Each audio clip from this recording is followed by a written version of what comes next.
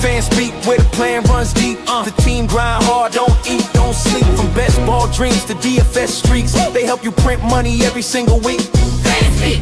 No cap, no gimmicks, we breaking limits. NFL bets, yeah, we live this business. Meg and Steve, that OG vision. Draft room killers on a lifelong mission. More stress to the Sunday spread. Fanspeak's that voice that's inside your head. Best ball, DFS, NFL bets. They built it brick by brick, no regrets. Fanspeak team, printing money since day one. Fanspeak, forever. Welcome back, everyone. Today I am joined on Talking Ball Steelers Speak with Who Hames. We broke down a lot of games this year. We did a lot of drafts last summer. Really excited to hear his takes on rookies and current ADP and then do some drafts with him. So we are going to get into that. I will hit up chat first just to say hi. Let me start here. We got Warehouse, fourth in big board, but more importantly, first in our hearts, Team Rudy. That's right. We got Chiato in here. This year I'm not messing up my first round again. I love JJ. Talking real fantasy strategy is a legit case for 101. I do agree that I think Gibbs has the best case against Bijan as the 101. Yeah, for sure. Like I don't think there's a real case though. Yeah, to me it's a clear 1-2. I'm taking those guys. Me too. Will I mix in like some Chase or some other receivers there? Sure, but to me they are the clear 1-2. We got Paul in here, CMC right, Olds, Nick checking in, GM fellas, Mike Rob very high T stream here. Of course, we got that. RB's our king, so he likes our take that running backs should go 1-2. Yeah. And then we have Paul Banger incoming. Yeah. So let's. I know you have your own Google sheet. I already filled in mine. Yeah, it's all good. And I'll bring it up, and we can just talk about it and go. We'll start with running back and receiver. I didn't even put quarterback and tight end just because I think we can just talk those through, and I think we're probably very in line on those. Right. I know you may be a little different on one player versus me, but not by much. I do think that the rankings specifically are much different at every position for best ball, and as like if you're doing it as a talent evaluator. Absolutely. And what my rankings are basically for the NFL draft, not specifically for best ball, but like you alluded to, I think Michael Trigg could be like, I think you could argue that he's the best tight end in the class for best ball. Yeah, I mean, he's definitely somebody I'm not going to be shocked if he gets the right landing spot. Yeah, he's my fourth tight end. Mine too. As a prospect. So I love the guy, but we'll get into that. So my rankings are a little different from NFL. It's definitely like a combo for me. Yeah. I mean, I'm kind of leaning that way too. And a perfect example, I'll just bring it up here. And a perfect example is at receiver. Like I know Chris Bell is going to go. He's not going to be the 13th receiver taken. I think he goes well ahead of that. Right. But he's likely to miss a good chunk of time. So for this, I have him dinged considerably, even if he could be an early to mid second round pick. So here are mine. I can fill yours in. I was gonna say, what do you think about you go over your one, and then I will tell you what my one is, and if we disagree, we can talk about whoever I had higher. We can talk about them then. So for me, we'll start receiver. My number one is Jordan Tyson. There is a medical concern here. He's gotten banged up a little bit these last 2 years, and then an ACL, I believe it was his freshman year at Colorado. But this is a guy who, to me, is just a tremendous. He's 6'2", 200 pounds, extremely athletic and twitchy. I think he's going to, if he runs, whether it's at the Senior Bowl or Combine or Pro Day, I think he's going to put up some good numbers. I also think his explosion numbers, like his high jump, is going to be ridiculous. I feel like probably pretty good long jump as well. I think medicals will be a factor for him. He's just an excellent route runner. I think just has a really good feel for that. He sets up DBs like almost nobody else in this class. There's one or two exceptions there, but I just think he has the ability to be the complete package and a true number one alpha at receiver. I I actually have Tate at 1. Like, I know PPR Tyler and Off the Schneid, they both have Lemon at 1. Like, the Ohio State thing is real, and this isn't a knock on Tyson. Like 1, 2, and 3, they're all 1A, 1B, 1C, right? Like that's where I'm at. I don't really think that there's a big difference in these guys. Yeah, like if you watch my streams, you'll see that I intermix them quite a bit. I do think that if I'm an NFL team, though, I want Tate because we know for a fact he's cool playing the number 2 role. Yeah. And like he's a team player. And that was exactly what Igbuka was. Mhm. And like, yes, he fell off at the end of the year, but like Tate's faster than Igbuka. He may not have the highlight reels that he does that Igbuka had, but I really like Tate. I think that he could be the 101 or I think he's the best of them, but it's splitting hairs really. So, and I agree. I think the first 3 are in a tier of themselves. Like, this is kind of reminiscent to a couple years ago where you kind of knew it was going to be some combo of Marv, Neighbors, and Adunze. The order just wasn't necessarily defined until right before draft. And right. So I view it similar to that. I do, but like a couple tiers down, right? Like in the middle. No, they're not in at like this level. Basically 10 to 20, right? Like something in there. I think we could see one of them sneak into the top 10 because there's definitely some teams, including my Washington Commanders, who could use a receiver. Right. You know, you can make a case for a handful of top 10 teams, but yeah, they're like, I think these receivers will go off the board, you know, between 5 and 15. All 3 of these guys go off the board. Now, Bayou saying that Tate said something about wanting to be fed the football, but I mean that's just a wide receiver. Like number 2s get fed the ball in the NFL in the current state. Like there are a lot of number 2s that get 20% target share, unless you're on the Jets. Yeah. Well, and then you have to have a quarterback able to target you to get targets. They didn't have anyone get like 500 yards receiving this year. And I am Jordan Tyson too, and the medical is the only reason, as you were saying. Like, I do think that if you're a team who absolutely like has nobody at receiver, I think you want Jordan Tyson. Like where Carolina was last year. If you're in that situation, I think you want Jordan Tyson over Carnell Tate. I think if you're the Commanders, you want Carnell Tate over Jordan Tyson. Yeah. And I think more teams fit that role. That's why I have Carnell Tate rated higher because it's so close. And I mean, they're definitely a little different in their body types and stuff like that. But Tyson and T-Mac are kind of somewhere in Arizona State. But they dealt with such bad quarterback play, and yet still dominated, still put up major numbers. Where I feel like they sometimes get overlooked because, of course, Ohio State's playing in some of the biggest games. And Tyson last year, unfortunately, and this is the injury thing, when Arizona State went on that run with Scadaboo, beating Iowa State in the Big 12 championship game, then the Texas game, it was all Scadaboo because Jordan Tyson was injured at that point. Like, I think had he played those games and maybe had a big game in one of those games where everyone's seen him, particularly if it was against Texas, I think people would see him a bit differently. But I agree, like what you said about Tate, I just wanted to highlight the Ohio State pipeline of receivers is just insane at this point. Well, the thing is like, even if it's not what you wanted, it's going to be something worthwhile and useful as an NFL player, right? Like it doesn't have to be like some of these teams don't need, they need bodies. They don't need, they could use a stud, but the one thing you're not getting in Tate, I believe, is a bust. I agree. I completely agree with that. And also, just go back to Terry McLaurin, a 3rd-round pick. This guy was barely a starter, but the way they teach their receivers is just phenomenal, in my opinion. And I actually noticed this year watching a bunch of the players that a lot more of the receivers are doing the thing that Ohio State players have started doing coming out, and that is they're not jumping for the ball when they don't need to. A lot more receivers are forcing themselves to kind of stay, like they just have to trust the quarterback and not attack the ball when they're in a route. That way they can run and have the yards after the catch. Like that's one of those huge, like that's why, like it's a mix of Darnold and JSN. Because JSN doesn't usually go up and attack the ball. He just trusts that it's going to hit his hands and then he's continuing to run.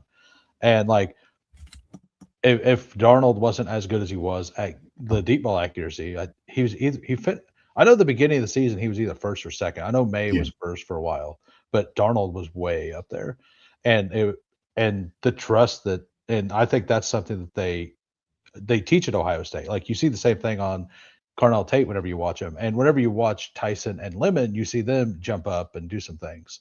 Some of the guys down the board, I did notice that they don't leave their Yeah. feet as much either, unless they had to. Like there are times you have to, Oh, right? yeah. There's But like, times we absolutely want them to, but right. But the Ohio State guys tend to not do that as much.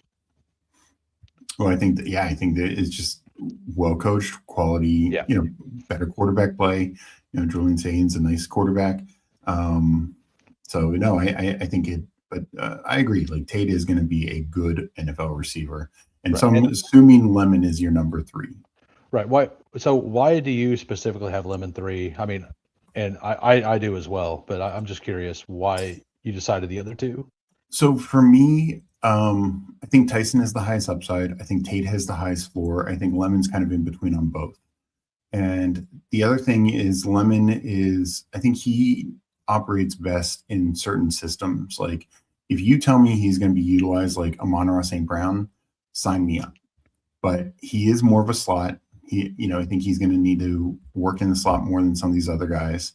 And some teams just rotate that position a little bit too much. I mean, hell, we even see that with like the Patriots, where Steph Diggs isn't, like he's their number 1, but and granted he's 33, but that's not the same number 1 as JSN. So I just worry like Lemon needs a better scheme fit to maximize his upside.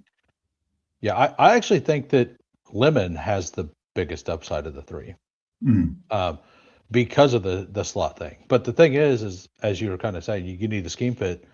There are a ton of receivers that are like just way better in the NFL from the slot, right? Oh, for sure. And there are more players that are effective at that. And if he lands on a team that has somebody like Daniel Jeremiah has Mekhi Lemon mocked to the St. Louis Rams right now, or the yesterday, the LA Rams right now. And like Puka's going to be in the slot, right? Like, so that hurts Lemon. And like whenever Adams leaves, like Puka's still going to be in the slot, like quite a bit. So I think that honestly would be a bad fit for him if that happens. I like the guy with the ball in his hands. He is easily the best of the 3 with the ball in his hands. Oh, after the catch, 100%. You get him the ball with space, like you have somebody like an Andy Reid to design plays up for him. Like I actually wouldn't be absolutely shocked to see Kansas City spend on a first. Like I don't want it to happen. I could see us taking a wide receiver there and not Jeremiah Love. Yeah. Because like if we don't land Tyreek or whatever, or get anybody, like we have Rice, but I'm pretty sure Kansas City's not going to re-sign Rice. I think it's pretty likely at this point. So like I could see Kansas City being a sneaky team to take a wide receiver early. I want offensive line, but yeah, they're also a team. I agree with you that they could go wide receiver. And depending on what defensive backs they lose in free agency, they could look that way as well. Yeah. But Lemon is a guy who fits what they want to do perfectly. Exactly. Like I think that would be like I could see him being the first one off the board at Kansas City. If it's Kansas City selecting. And here's and I guess here's another thing with Lemon. Like, let's say the Bills, obviously we know they need a receiving help for Josh Allen. If they trade up, Lemon's probably number 3 on their list. Like, yes, Tyson or Tate fit what they need more, because Khalil Shakir is good enough in the slot. Oh yeah, and they've got like 16 other slot receivers behind him. I assume we'll get to him in a minute, but they probably won't have Concepcion on their board like at all, because he's a unproven version of Shakir. Yeah. Right. I mean, I think he's got a little bit more. I think he's like he's got more upside. Yeah. He also doesn't have reliable hands, but we'll get there. But yeah, I do think that Lemon for upside, and like if Lemon's the guy that if he goes to the right situation post draft, he is the wide receiver one for me of the class. But Oh, it's if he's on Kansas City, he will be the first one I'm drafting for sure. yeah. Or like another situation like that. Well, like if number one, if he goes to Kansas City, like then the Rashid Rice conversation starts. But Yeah. like if they take a wide receiver, and nobody's mocked this, I've not seen this anywhere, but it's something that makes as a fan and watching what we do and how we attack and all that stuff, and then being 50 million under the or over the cap right now, like wide receiver is the hardest position to pay. Like so, why I think we could go get a serviceable guy in free agency. I don't want it that way. I just want the offensive lineman. But yeah, that's my top three, and that's why. And I was in agreement with you on Boston, or I was in disagreement on Concepcion with Boston. But the more I looked into it over the last day, I have moved Boston up over Concepcion. Okay. So go ahead and tell me why you like him more. So, for me, for Boston, been at Washington, obviously a few years ago, didn't get on the field too much because they had quite the receiver. Or no, actually he was at another school then. But I'm trying to remember Boston's career. But no, Boston, to me, these last 2 years, since those guys and Michael Penix left, has just shown he's 6'4". We'll see what his true combine numbers are, but 6'4", 210, physical X receiver, can play outside, has good vertical speed, not great, but good vertical speed. But just a touchdown machine. Like he gets in the red zone, creates touchdowns. If he runs a high 4.4, like a 4.47 even, I that's huge for him. I'm curious if he's going to run low 4.5s or if he'll be able to break the 4.4 barrier.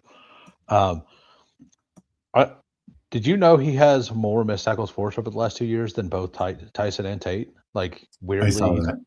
Like he did have so Tate only had 60 receptions. Like he forced a missed tackle on 10% of his on 10%, right? But then like Lemon, as we were discussing, he was like 20%. So yeah.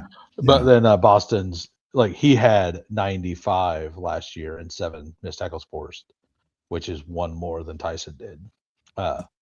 And part of the reason, as I was saying, with Tate, he doesn't leave the ground. Boston jumps up for the ball every time. Yeah. That is one of the only knocks I have on him. But that's fine. If it works, yards after catches and everything. It's nice. And sometimes sometimes I do think it was factored in for Boston with the quarterback play. And I think that's the way they wanted it, was let's not put the ball in harm's way. Let's throw it up. We have a 6'4" receiver who can jump up and get it. Not many corners are going to come away. Maybe it's incomplete, but it's not going to be an interception. Yes. Yeah, exactly. Yeah, a man the way he attacks the ball in the air, it's very nice. Very aggressive hands. Yeah. What's your comp for David, or for not David, Denzel Boston? And by the way, for those of you who don't know, it is David Boston's son. Yeah. So, I mean, there's, Boston was actually David Boston was probably more of an athlete. But speaking of Ohio State receivers, but I don't know. I've thought a couple different guys. I mean, everyone wants to comp big, tall receivers to jump up to Mike Evans. He's not Mike Evans, but I think I see. I mean, I don't think he's as fast, but I see a little BTJ in his game in the way he attacks the football. BTJ is very good at jumping up and attacking the ball. That's a more recent example. I'm trying to think of somebody who's been in the league a bit more. Do you have a good comp? I don't think I have. I mean, I actually do think he plays a lot like Mike Evans. I know that you say that. I mean, I don't think he's got the vertical speed of Mike Evans. Mike Evans came in with elite vertical speed. Yeah, that is right. So, but the way he attacks the ball is definitely in exactly just like that, it, and yeah, and it, so no, as a jump ball guy, him and Mike Evans, yeah, very similar. Look, so I don't like I didn't know you back then, but like I was fully out on Manziel and fully in on Evans after watching both of their tapes back then. I was like, yeah, dude, this like nobody was talking. Everybody's talking about Manziel, how good he was. It's like you watched it, and it's like, no, this Mike Evans guy just just makes him look a good. freak receiver. Like, yeah, it's like no, he's just making him look good. And uh, I kind of wonder if Boston, like, I think Boston was doing that a lot at Washington, making his quarterback look quite a bit better. Yeah, and actually, Drake London's probably Yeah, that's the right comp. yeah, I think Uh, that's the more fair comp yeah, because I mean that's Evans a is really like good the shout. 99th percentile outcome, right? Yeah, yeah. Can I actually hadn't either, thought about the comp. I was just curious.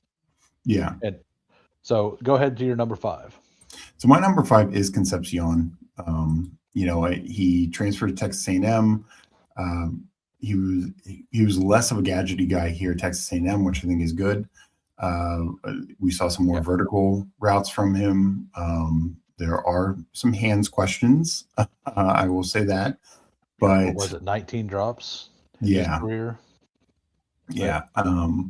But I do think that he is, you hear the because he can be used out of the backfield. He's a playmaker with the ball in his hands. Another one who get the ball in his hands, he can make big plays. You hear the Percy Harvin comps. I don't think it's that. He doesn't have the Debo body type, but he is very good with the ball in his hands, and kind of like Luther Burden. Again, not fully the same body type, but just can be very explosive, and I think make big plays. I think primarily he'll be in the slot, but I think he can play outside the flanker position and just run vertical and do some things down the field as well. Yeah, so this was weird to me. So this past year, like you look at Concepcion, you watch him, he is awesome with the ball in his hands, right? Do you know what his missed tackles force were this year or last year? I guess pretty low. Yeah, so he had 100 targets, 61 receptions this past year, 61 receptions, 14 missed tackles force. That's solid. Okay. In 24, he had 53 with 7. 53 reception with 7. Like, I'm not saying that's bad, but I think it should have been higher. Like for the player that he is and the lack of hands, that's why I've moved him below Boston. Is because I feel like it just the more I think about it, the more it just reminds me of Kadarius Toney. Yeah. Like everything about the profile is just reminds me of Toney. Which when Toney was good, he was good. Well, and let's be honest, I mean Tony's somewhat injuries, but I think it's more the mental side. If he put in the work, he would have been fine. We would still be drafting him in fantasy football. Right. And like I hate to make that a comp for a player that I like, but like you were saying, he didn't really feel like he put in the work. So yeah.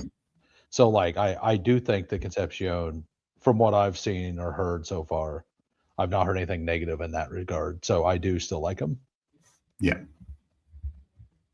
Yeah, and I think the and the Tony thing, Tony was getting those Percy Harvin comps when he came out. It's just that's not that from a prospect profile. That's not really negative. It's just we now think Tony is bad because. Right. Yeah, so Concepcion is there. I do really like the guy. He's a guy I almost put him at 6, and I almost put the next guy at 5. All right, but we'll get to mine. Talk about Surratt. So for me, Elijah Surratt, came with Signetti from JMU, been at Indiana the last 2 years. He's 6'2", 215. We'll see what his total measurements end up being, but I think he's a guy that I like for a couple of things. One, definitely, some of his red zone ability, back shoulder fades, things like that, jump ball ability. But he's such a technician running routes. He is not going to be the fastest. I mean, I bet he probably runs in the 4.6s. Yeah, that is one of my concerns about him. I think he could end up being Jarvis Landry, like not necessarily that bad, like Jarvis Landry or Restrepo, but like I was in on Restrepo because of a lot of the reasons you're talking about. And I don't think Surratt's that slow, but I do think he could run slow. Yeah, I think he's going to run one of the slower times. I mean, it's also, I'll be interested to see what like his jumps are, because, you know, sometimes we have these guys who, because as far as I know, Surratt has zero track background, where some of these guys have just massive track backgrounds, and that helps. Because we see that with some other receivers. We see that a lot with running backs. So his jumps might be more important. Also, just some of his, like, you know, he might be one where they care more about his 10-yard splits, his 20-yard splits, his 20-yard short shuttle, things like that. But I do believe he's a technician at the position. The other thing that I like is, you know, at JMU and then 2 years at Indiana, he's had 3 different quarterbacks, all the same offensive system, 3 different quarterbacks, and he succeeded. He's had like 800 yards receiving and 8 or more touchdowns, including 15 this past year.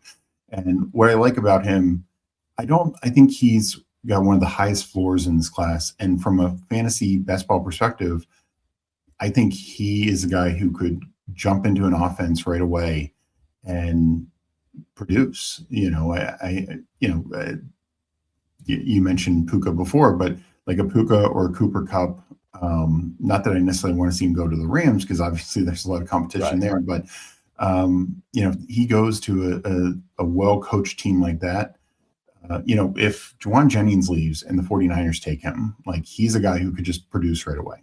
So, you know, situations like that. So I'm more intrigued by him. I definitely don't think, I think, you know, many of the guys below him have higher upsides, but that's long term. But this year, I think Surratt is one of the more NFL ready receivers. And I do think that will keep him as like a top 50 pick in the NFL draft. So, I could either tell you where I have him now, or I could just tell you my opinion on him. Which do you want to do, or both? I mean, you could do both. I have him at 8. Okay. So I agree with everything you say, and I know you and PPR Tyler both really like him because of contested catch stuff. The information I have worries me on contested catch stuff based on what PFF had on their website. I'm very worried about it because, like, mine says he completed 12 contested catches this past year for 40%, which that means, and then the year before he had 16 completed catches with 59.3%. So none of those years was he over 60% contested catches. And if we're worried about his speed, like, number one, that's another indictment on maybe he's slow, right? And number two, if he's only around 55, like what is that? That'd be 28. And then you kind of mesh them together. So it'd be like 54%, something like that, like roughly. That's not good enough if you're a slow receiver. Like, and that's at the college level. So I will say, I do think he, and somewhat of great scheming, I think Signetti had great scheming. Yeah, for sure. He has plenty of catches where he's just wide open, you know, because he runs routes pretty well, and he will get DBs to bite on stuff and like just create separation. He's got a really good, and the same thing, like what I liked about Restrepo, who sucked, but like he has the ability to put his foot in the ground and get the guy off balance and create separation. That's not actual separation, which is why his yards after contact, like, they're actually fine. They're not good. I mean, they're pretty low, honestly, but 4.8 and 5.7 over the last 2 years. Or that's yak per reception. Yards per route run. His yards per route run stuff is all good. Like, I think he's fine. I have him a little lower purely because I'm a little worried about the speed and the separation at the NFL level. Yeah. Is all. No, I think it's a fair concern. Yeah. And like, so to be clear, let me look at this real quick.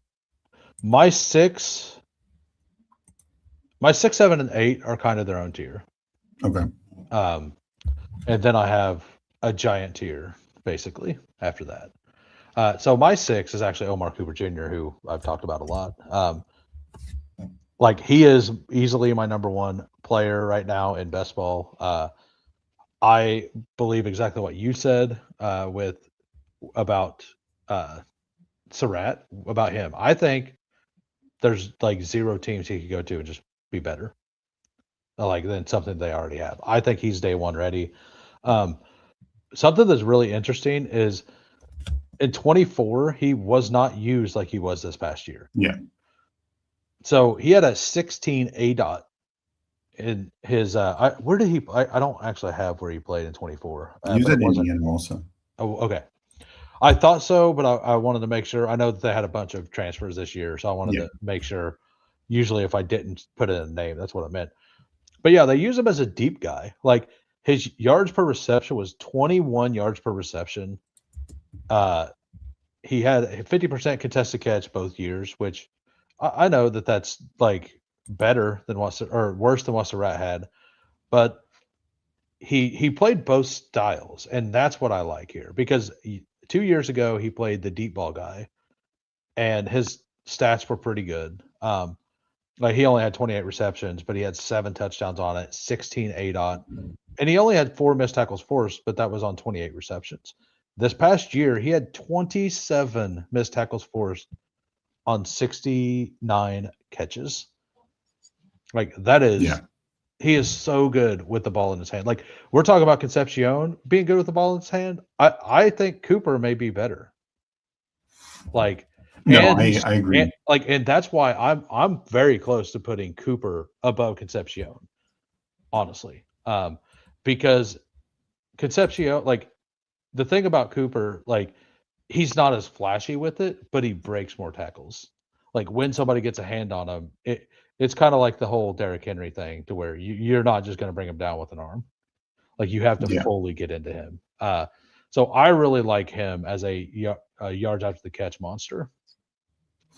No, I'm a big Omar Cooper fan. Also, as you can see, I have him at 9 here, but that's somewhat just this whole tier is like 6, 7, 8, 9 are very similar to me. I think he's probably a late second rounder.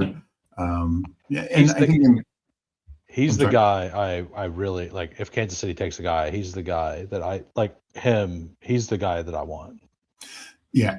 And I think he is so good after the catch, not just like breaking tackles. Honestly, I think he's got some of the best vision. It's almost like running back vision after the catch, where he just seems to find little creases to pick up an extra 5 yards, 10 yards here. I love watching him. I mean, this Indiana offense was a lot of fun, obviously, but even last year, like you said, it was more deep ball news. It was more because Surratt was clearly the number one, and then they kind of mixed in 4 guys. Yeah. and Cooper was like their deep threat that year. Right. And which tells you he's going to have the speed on top of the being able to catch these short routes. Because this year he had 91 targets, 69 receptions, 900, 69 receptions, 900 yards, 13 touchdowns, just some ludicrous stuff. Yeah. But yeah, I love the guy. I'm probably over my skis with him. I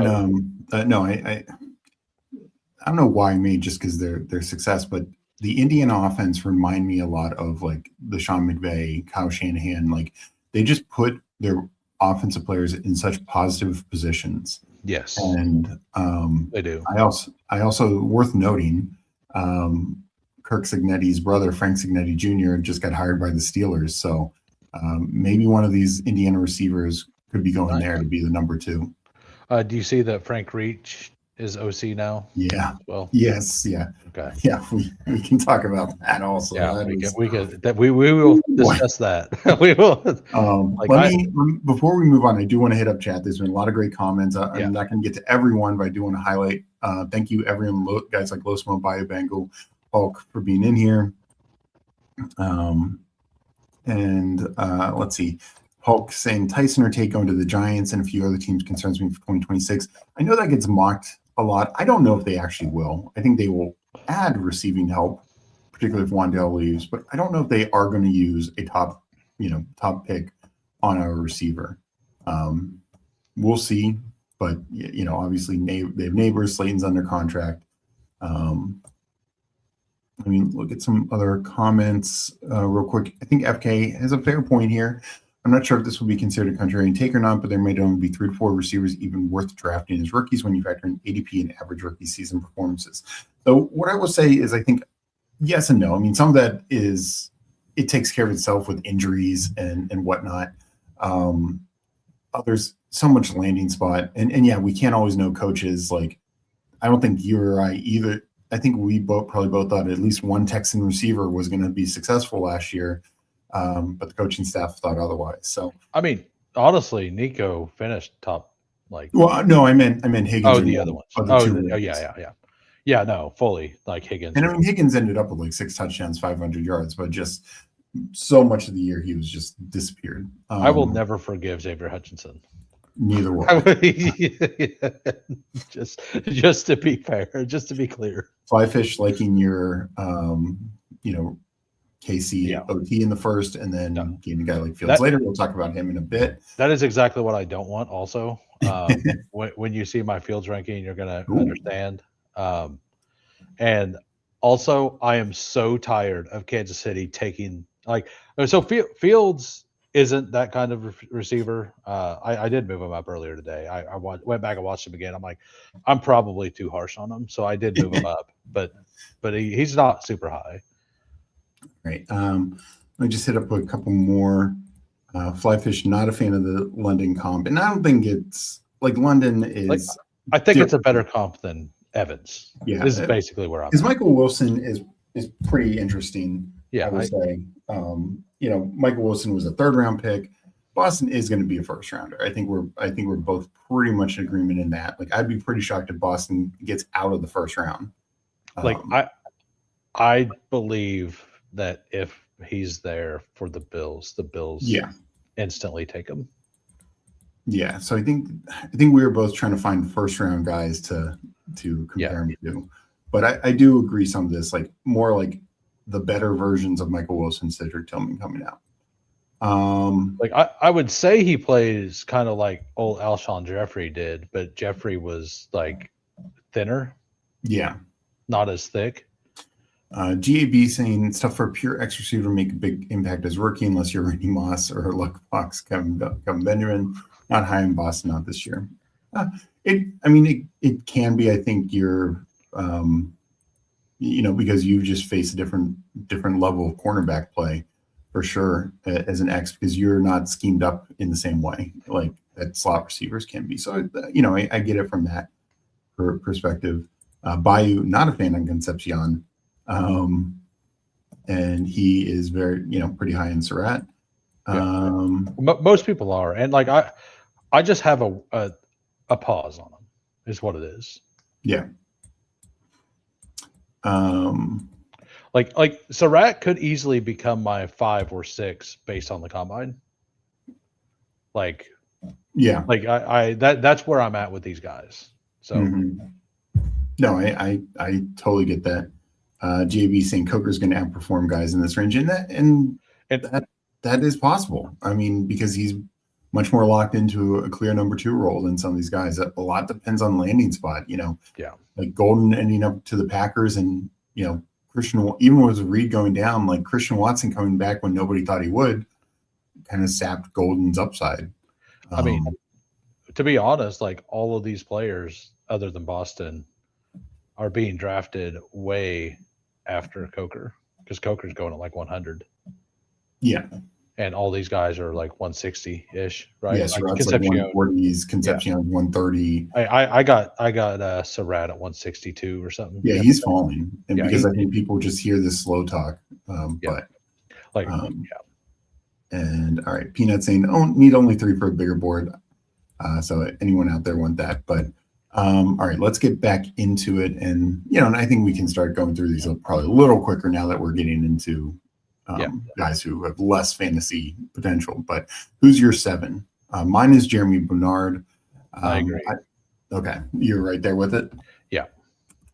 And I know both Cody and PPR Tyler are fans of Jeremy Bernard. I talked about a little bit with Tyler the other day. Just so smooth. I mean, just best player in Alabama. Really bailed out Ty Simpson a lot. I felt like, especially early on in the season when Simpson had some more struggles. Former five-star phenom Ryan Williams this past year nearly outperformed him 2 years ago. Another guy really good after the catch, really consistent. What I said, another guy who's to me extremely high floor, like Surratt in many ways. But he's a guy who he's just a gamer. Like I feel like every time you need him on a big play, you need him in a week in, week out, he just shows up for you. So I think he's a guy coaches I feel like are going to love. Yeah. And what Stein just typed in the chat is exactly right. Like I was talking earlier about keeping your feet on the ground to create yak yards. That is whenever I was talking about there's some guys later in this board that like I didn't think I was going to like Bernard that much. And I watched him. I'm like, no, he's actually pretty good. I think, and I do think he's a harder evaluation because of Ty Simpson. So I agree. So I think there's a lot of meat on the bone for him to be way outperform what we think because let me go to him real quick. So I don't have him listed. Was he on Alabama the last 2 years? The last 2 years, and then he came with Kalen DeBoer from Washington. He was the guy I was thinking of who was playing behind the Washington elites a couple years ago. Right. So that's another thing. Like in the Washington elites, they had 3 guys drafted in the NFL draft. He still got on the field and got some. Yeah. So he is and that was as a freshman, right? Freshman. Yeah, I think so. Yeah. Junior or sophomore, freshman, whatever. But even if it's just as a sophomore, that's awesome. But yeah, I think he, like you said, is definitely a guy who's going to do something year one. It may be 400 yards and 2 touchdowns, but he's going to be at least a role player for a team down the stretch. Yeah, no, I agree. And the other thing, you know, we both mentioned Ty Simpson, but the year before, his first year at Alabama, keep in mind, he had Jalen Milroe, who, you know, I know Milroe was a 3rd-round pick, but Milroe is not a good quarterback, not in terms of throwing the football. And, you know, they threw the ball a lot less. He still had pretty decent numbers. And so I think that is something to definitely keep in mind. So my 8th guy was Zachariah Branch. You know, USC and Georgia this past year, more of a slot guy, actually probably slot only at the NFL level, I feel like, but a really nice route runner. I think he can also do well with the ball after the catch. You know, didn't have wow me numbers, but you just see his ability to make plays. He was a return man, I believe, his freshman year at USC, had both a kick and a punt return for a touchdown. Has had some few odd returns the last couple of years, but not I don't think he's been the primary as much. But I think the other reason I have him here is I do think he is kind of locked into the 2nd round of the NFL draft. That's where, you know, it just kind of seems. And I do think he's going to run well. I think he's going to test very well. So I think he's probably kind of a top, you know, definitely a top 75 guy, if not a top 62 player. And, you know, that doesn't always work, but that does give you, I think, more of a chance to be fantasy relevant. You were saying that we weren't going to take much time to talk about these players. So we're going to stop that already because I agree with everything you said. But let's go ahead, scroll down and put him all the way at 17. Wow. I am not a big fan of Zachariah Branch, and it's a fear thing. I'm not gonna lie. But his yards per reception super low at 2 different schools. His ADOT was 3.6 last year. 3.6. Yeah. He had 81 catches. So he averaged 10 yards a catch exactly. His yards per route run was still fine. He was decent at missed tackles force and stuff, but he's the kind of guy that he has to be a slot. If he is, there are so many players in the NFL that are fun players who get drafted to be a slot, but then there's so many other players who can't do anything but be a slot. And for me, at 5'10", 180, that's not like you need to be a deep threat, not a slot guy. Well, I think it would be nice if he had that in his bag also. Like there's a lot of Khalil Shakir's probably 5'10", 180, right? Right. Yes. And like I think it's very like, and he's a guy. I mean I can move him up. Like I think that my 9 to 17 is all a tier. Like, Gotcha. and then like it's a pretty wide tier, but like I do think that he does get the second round capital, but I fully think he's going to be a bust. Because he's he is probably the most landing spot dependent guy on the entire draft, in my opinion. Like we were talking about Lemon. Lemon can do the X stuff or the Y stuff. That's just not his best role. Yeah. I don't like maybe he turns into what Wandale did this year and he like ends up having the speed. Maybe he was just used wrong. At the two schools that he went to, but both schools used him exactly the same, it looks like. So I have a lot of caution on him. Yeah, Paulino actually, Wandale's a shorter guy, but this is kind of what I see as Branch. I think he is Wandale. Yeah, that's why I brought it up because I did see that Paulino said that. So that's my biggest like down the board. I don't like him guy. Yeah. And I can be wrong. Like I will say that like at times his film was fun, but Yeah. I also thought that of the shifty guys, he was the least shifty of those styles. It seemed like the least consistent. Like there were some plays where you're like, oh man, he just made 3 guys miss. And other plays you're like, he didn't make anyone miss. And not even close. Like right. Like and that's kind of actually what Shakir does in the NFL. Exactly. Like half like 3/4 of the time he does nothing and then he makes like 12 people miss on one play. It's like, where did that come from? Where did that like and that's exactly what watching Shakir's like to me. And like could he become something like that? Absolutely. Like he does have that upside, but I think that it's a thinner path than everybody else. No, I agree with that. I'm definitely valuing his projected draft capital more here. Like if I'm gonna value that, like for best ball, like I'm taking a share or two of him because like if we're doing best ball rankings, I do think that he's definitely rated up above a lot of the players I have next because I'm doing like just purely what I would do as like an NFL scout in my rankings. And like for Zachariah Branch, I would not want to put a stake on him.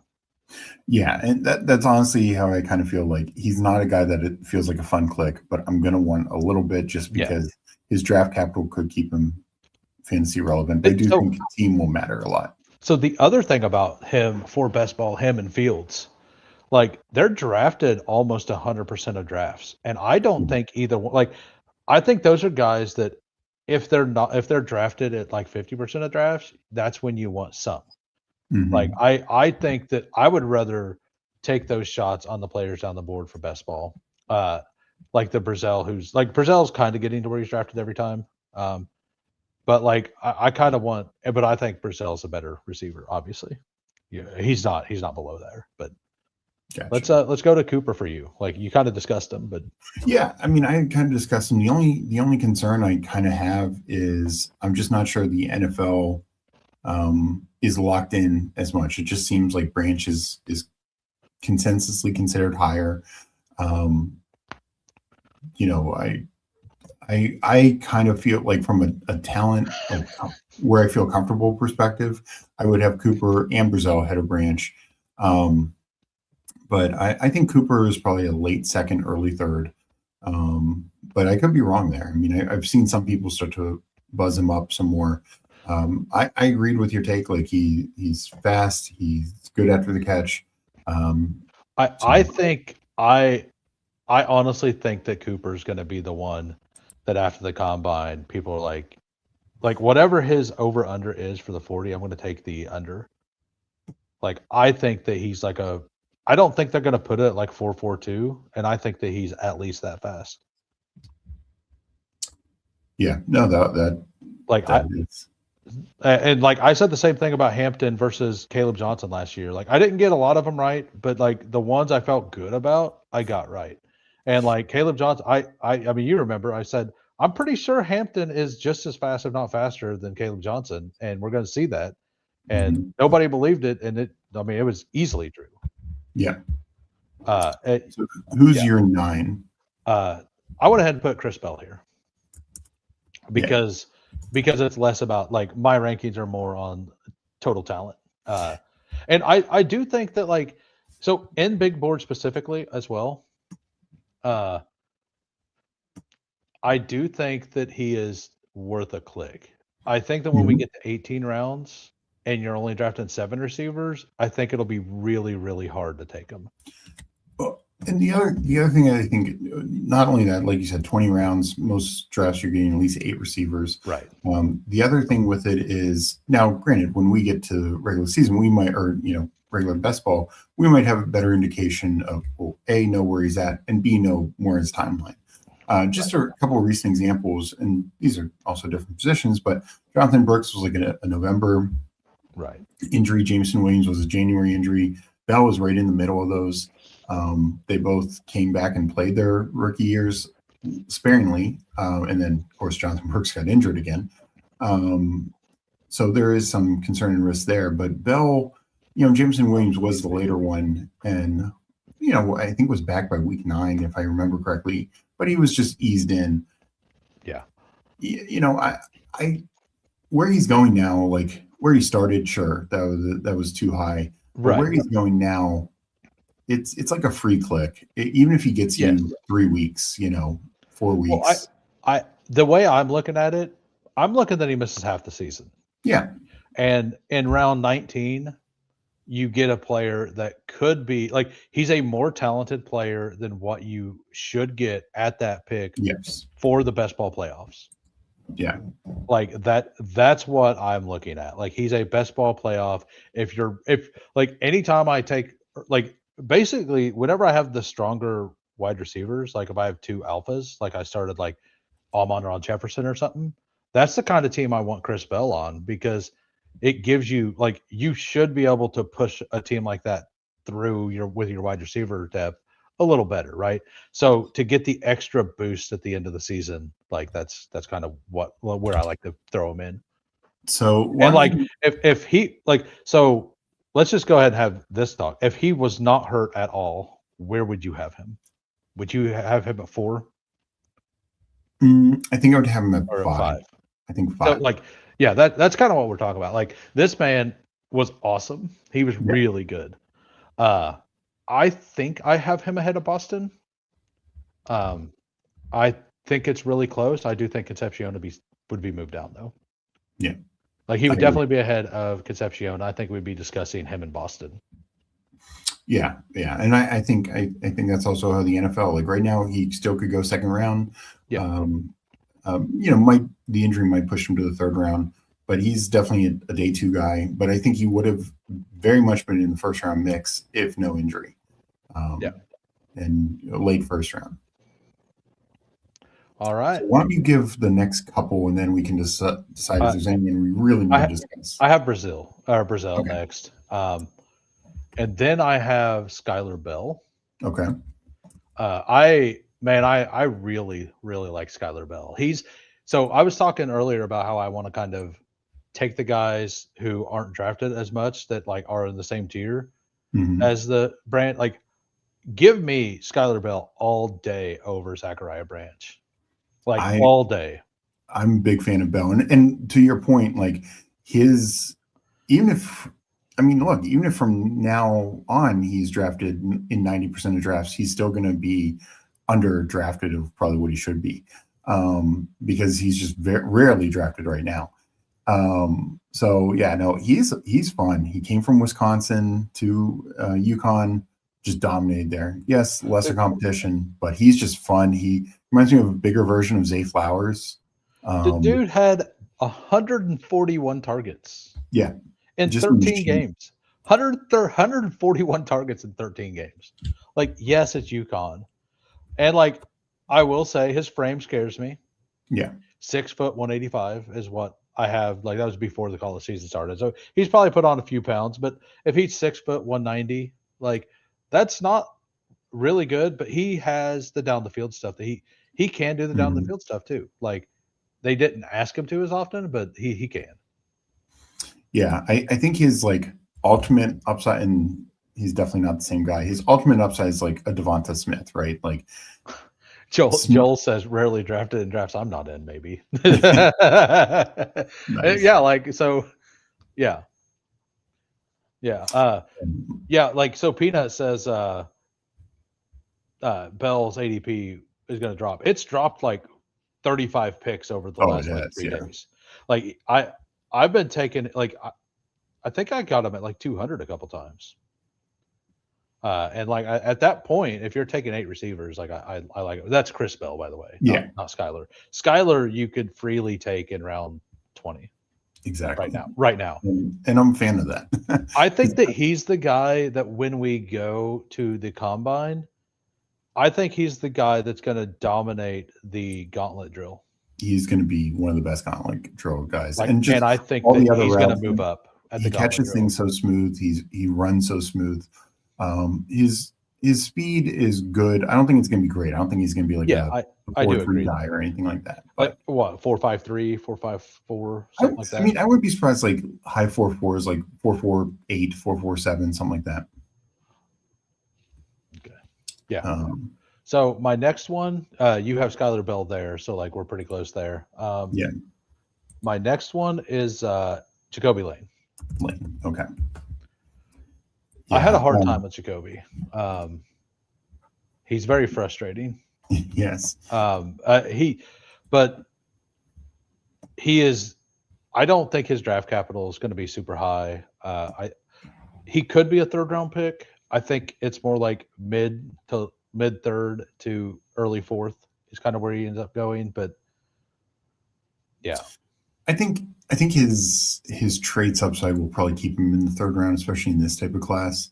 But he's just a very raw guy because he just doesn't. He's easily the most refined player. I did like that he went down to the Senior Bowl. I think a lot of athlete guys like that might have said, "Oh, I'm too good for this." So he went down and he competed. I don't think he totally showed out, but I think that's a good thing. I think coaches will like that. So by the way, Off the Schneid has a good point there. I didn't even realize that they had Jim Mora there. Yeah, no, that's a very good point. I know you said Khalil Shakir. I see that kind of as well. Yeah. Like I've said, like bigger Zay Flowers. And I think some of that is, Zay Flowers is slight. He's shorter. But slower. He's gonna be slower than Zay. But Skylar Bell's pretty quick. Like, so his 10-yard split will be good. Yeah, I think. Yeah, and the other reason is probably somebody, just that like Northeastern, Boston College, UConn type, but they dominate at that school. But I do keep in mind Skylar Bell. He had some okay production at Wisconsin, so he played in the Big Ten, and did some nice things. But all right, Jacoby Lane, I think he's a 3rd rounder. I want to draft him some because there's just a sky. Well, for best ball, he's an awesome best ball pick because if he hits, he's going to hit. Like he's going to really hit. And also now he's fallen to a point where he might only need to hit 2 weeks and make it worthwhile your pick. Like 2 20-point games because he just flat out catches an 80-yard touchdown or something crazy because he's got that athletic profile. Yeah. So who do you have after Lane? This is my biggest, my shock pick probably. I have Bryce Lance. Ooh. I've talked that I liked him. We're gonna talk Didn't make about my top 20. He'd probably be my 21. Yeah. If I went down. Yeah, I think that number one, I think that he's the kind of guy who's going to get more draft capital than we expect. He's got the incredible deep speed. Like I think he's going to run a little faster than we think. I think a team's going to give him a chance to be a deep ball go route guy.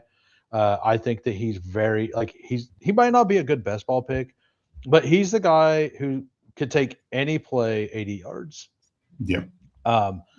And that is something that not every NFL team has. And I think that you've seen it last year in the NFL draft. We've seen a bunch of these guys go late third. We've seen DK go in late third. We've seen, was it Arian Smith for the Jets go in late That third? was Aaron Smith was third, but DK was a fourth rounder, early Okay. fourth. But yeah, like in the fourth, early Yeah. fourth, late third kind of thing. Like we've seen a bunch of those guys go. Dante Thornton went way earlier than we expected, right? Yeah, another fourth And rounder. like I think Bryce Lance is going to get more draft capital than we think Okay. because of the place, because of the style. I think that when best ball season comes around, like that went back in the 18 round formats, I think that he's going to have went to a team that needed a deep threat guy.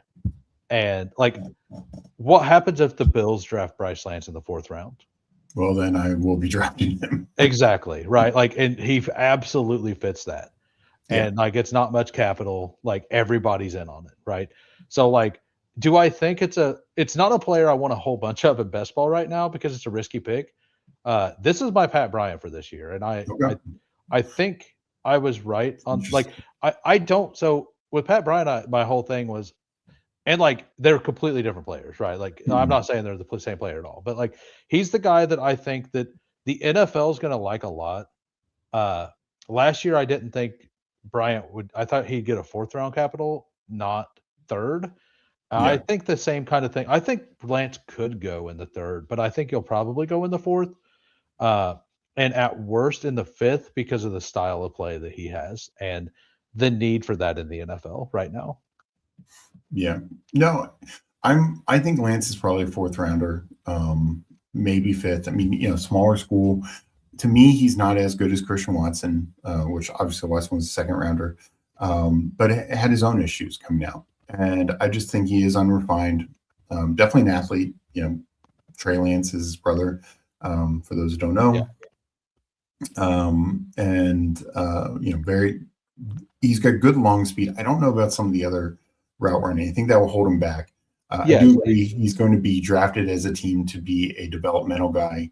Sometimes those guys get drafted like Tyquan Thornton, right? Yeah.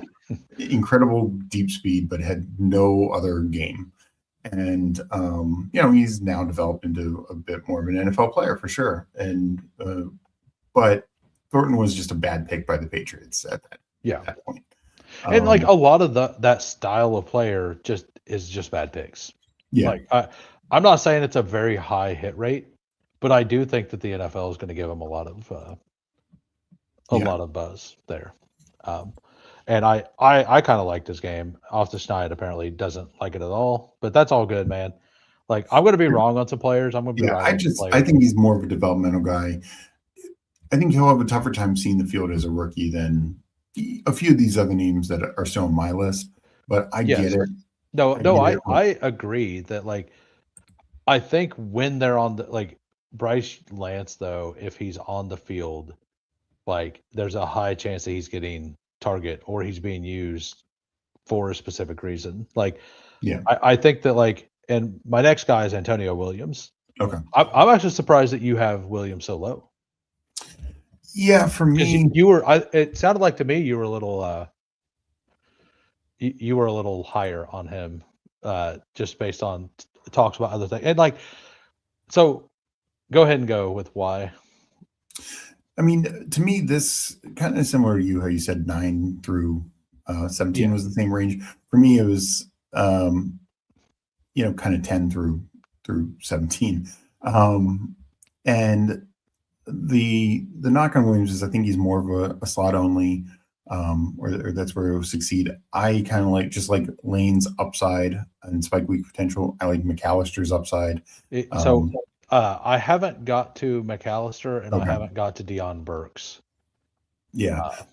Burks is, I mean, his stats are terrible, but it's just like you see him just have some big plays, incredibly athletically gifted. So it's all projection. But Williams, I think he's fine. I think he's like a third round pick, maybe fourth rounder. And McAllister, I think, I worry he could go. He's more of a fourth rounder. I just like his game a little bit more. 6'3", 200 pounds, played TCU the last couple of years. Maybe I will when I watch him because I haven't got to him yet. Very productive. So, yeah. But no, what are your thoughts on Williams since you're a little higher on him? I think he does everything solidly. Yeah. And I don't think he flashes. Like, I think he's just going to show up, be fine. I think that he has a better chance than some of the other ones to pick up the NFL offense. I think a lot of the negative, like, and I'm not saying he's this caliber, but like a lot of the negative talk about Igbuka last year about how he doesn't do anything special. Like, I think Antonio Williams is just a much less gifted version of that. Yeah, he's the poor man's version of that. Where Yeah. Igbuka, I think, we knew he had starting traits. I think Antonio Williams is an NFL player. I think yes, absolutely. Like, could he be what Adam Thielen was in Carolina that last year? Like, that would be his upside, right? Yeah. Like 800 yards, a couple touchdowns. Like, I could see him having a couple seasons like that. I could also see him like just several 400-yard seasons, kind of. Kind of like the wide receiver for a lot of years, you know. Right. Yeah. Like, yeah. That's. I think he's going to be on a field for many years. Mm-hmm. I don't think it's ever going to be an elite. Like, I don't think he's ever going to turn into an absolute stud. Yeah.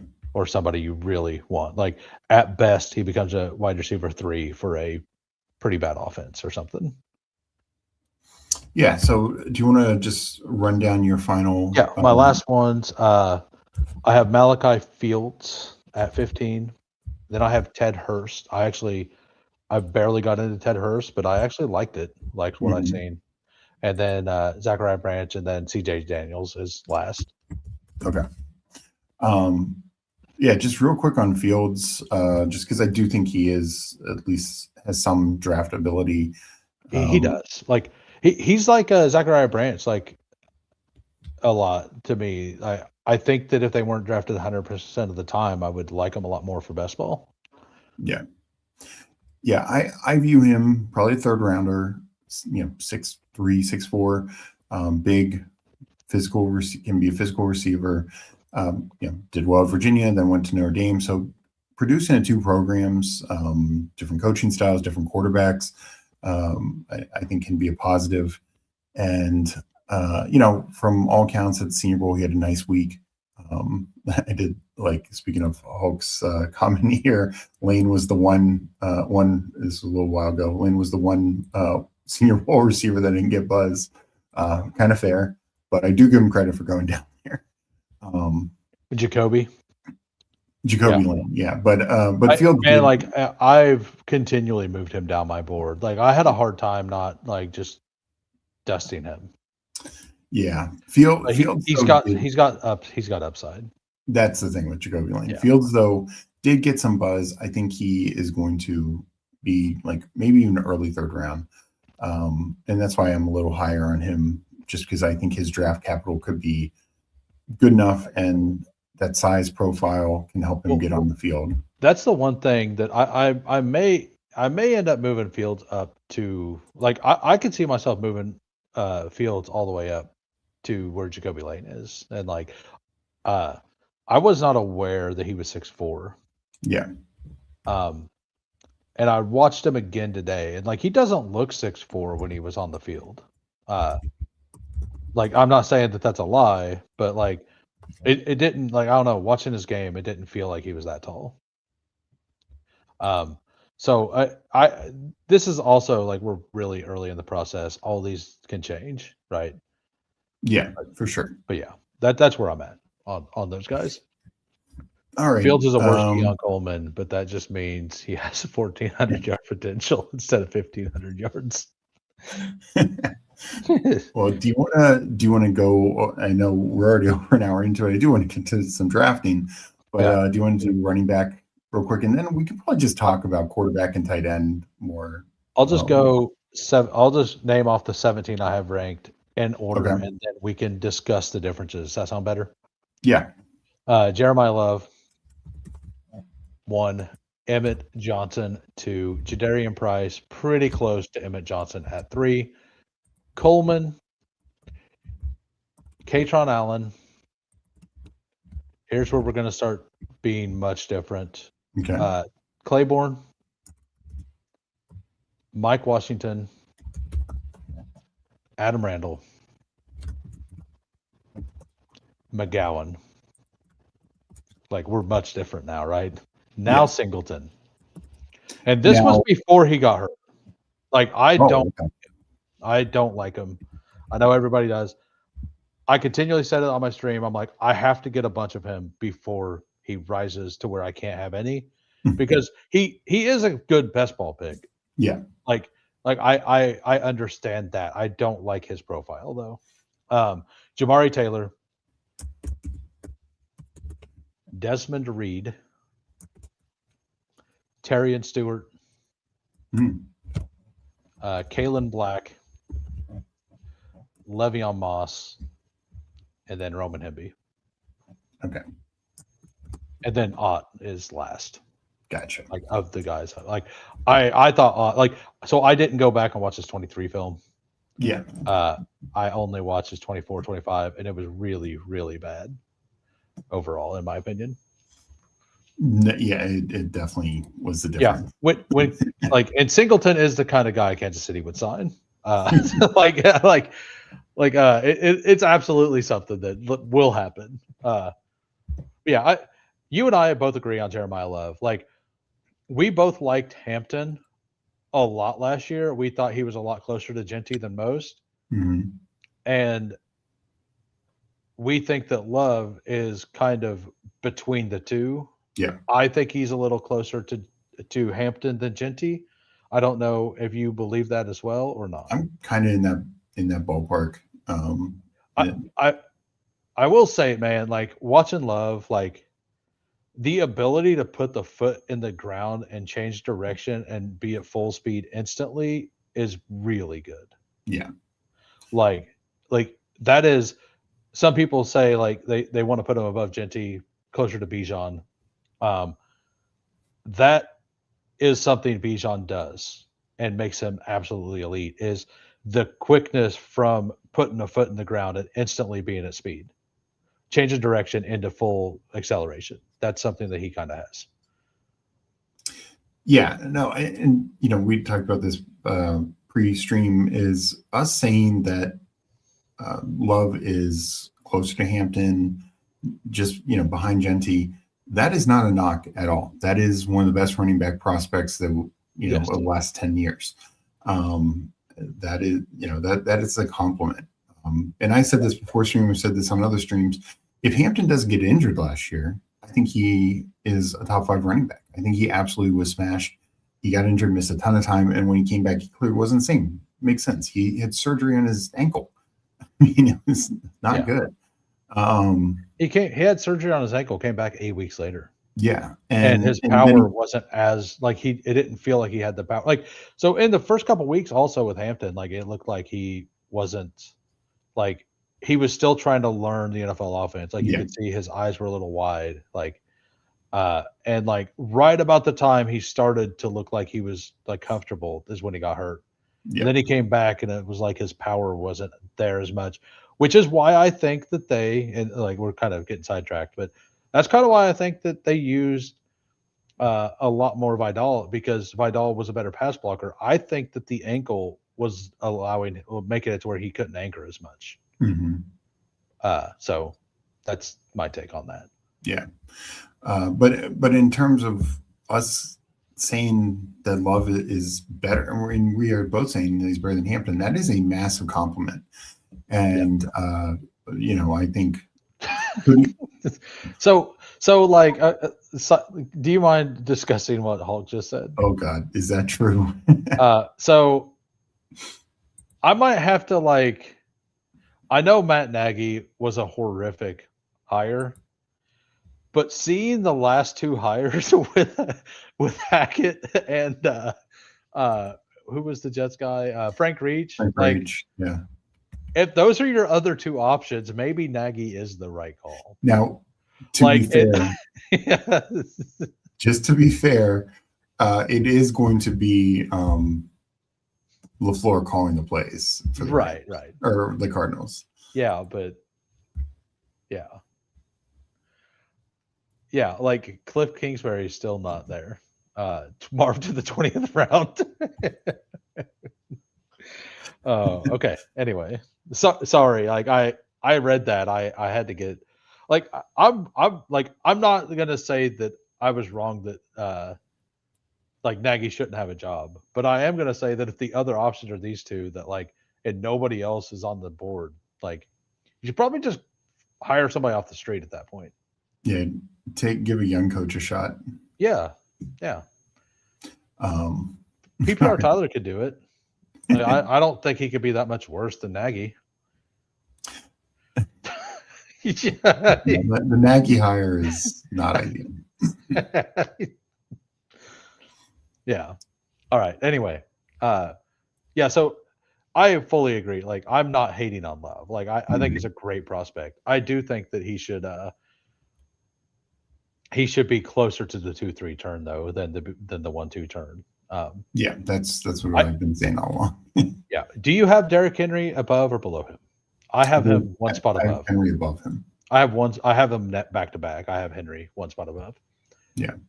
All right. So we agree on Emmett Johnson. Yeah, 100% lockstep there, I think. And you obviously don't agree with Price being close to him. I mean, I think Coleman and Price are both second-round picks. Well, I actually think Emmett Johnson is as well. I think they're all second. I just think Emmett Johnson is the best all-around upside, three-down back ability. Price, to me, not having much of a passing role, I think is kind of the difference between Coleman and Price. I also think Coleman is a higher floor guy. Price has higher upside.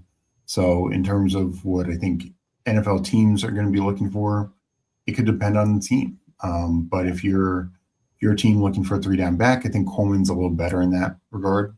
Not as good as Johnson, and definitely not as good as Love. And the other thing with Price, whether this is a fair knock or not, and I think teams will give him credit for the fact that he stayed in Notre Dame. He easily could have gone anywhere else, but he was clearly the B back.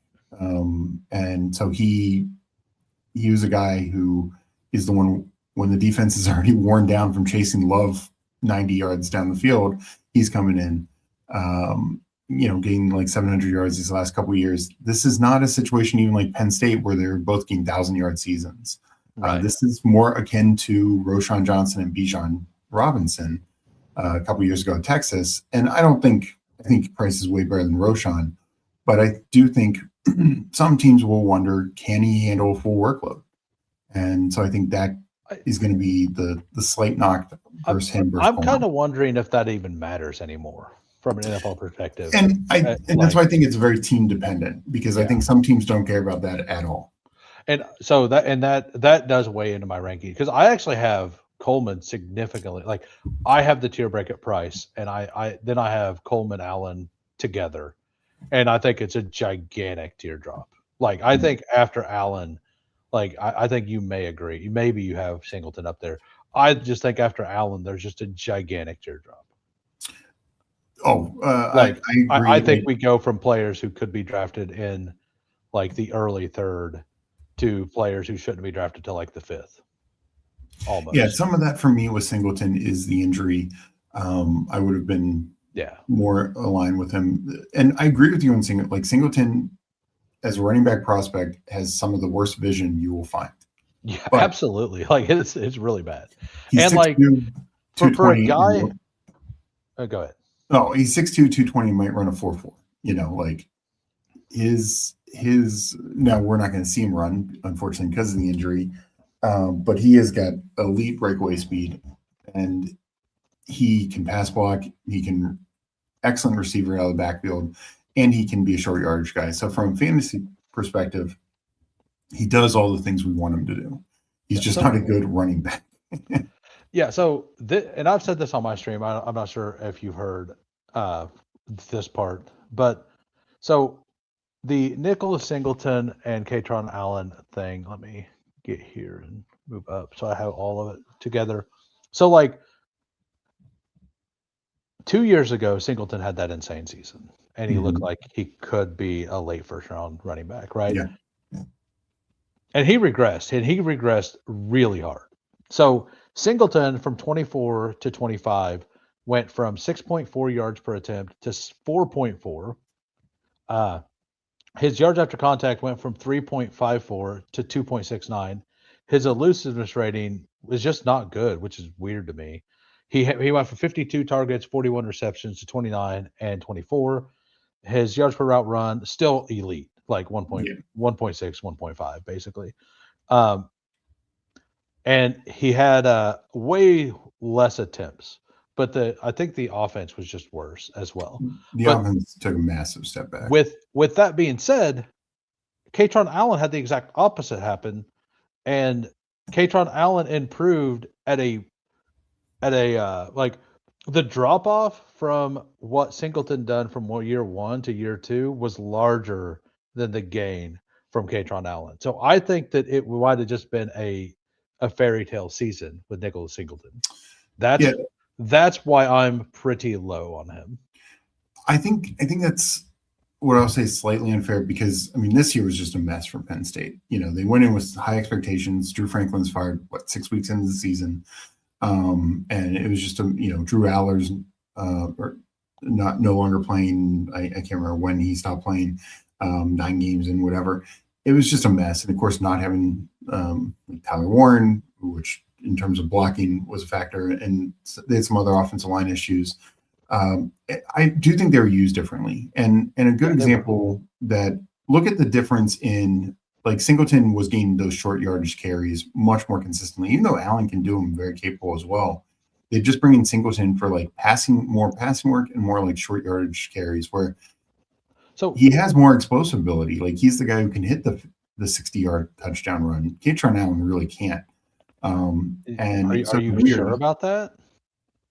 I don't think he had many explosive runs. Like, he'd have a lot of like 15, some 20-yard runs, but I don't think he had many like 40. I mean, the man he went from 5 yards per carry or 5 yards per attempt and 24 to 6.2.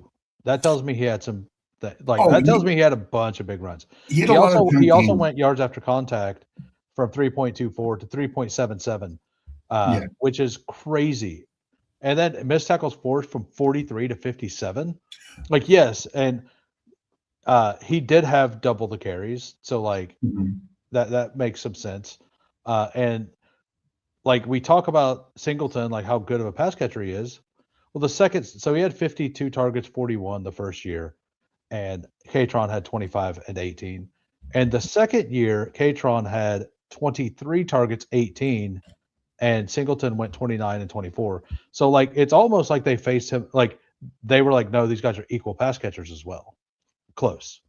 So like because the coaching, it looks like the coaching staff, like maybe Singleton was hurt the whole season, and like it's something that will come out later, something like that. And I can completely reevaluate. But until I hear something like that, I'm pretty out on Singleton as a player. Yeah. The other thing, what I wanted to point out is, in terms of like I think last year, Singleton's big year, they were used more interchangeably. This past year, I think they were used more in roles, and that's some of the reason the yards per carry are what it is. Kind of similar to Kenneth Walker and Charbonnet.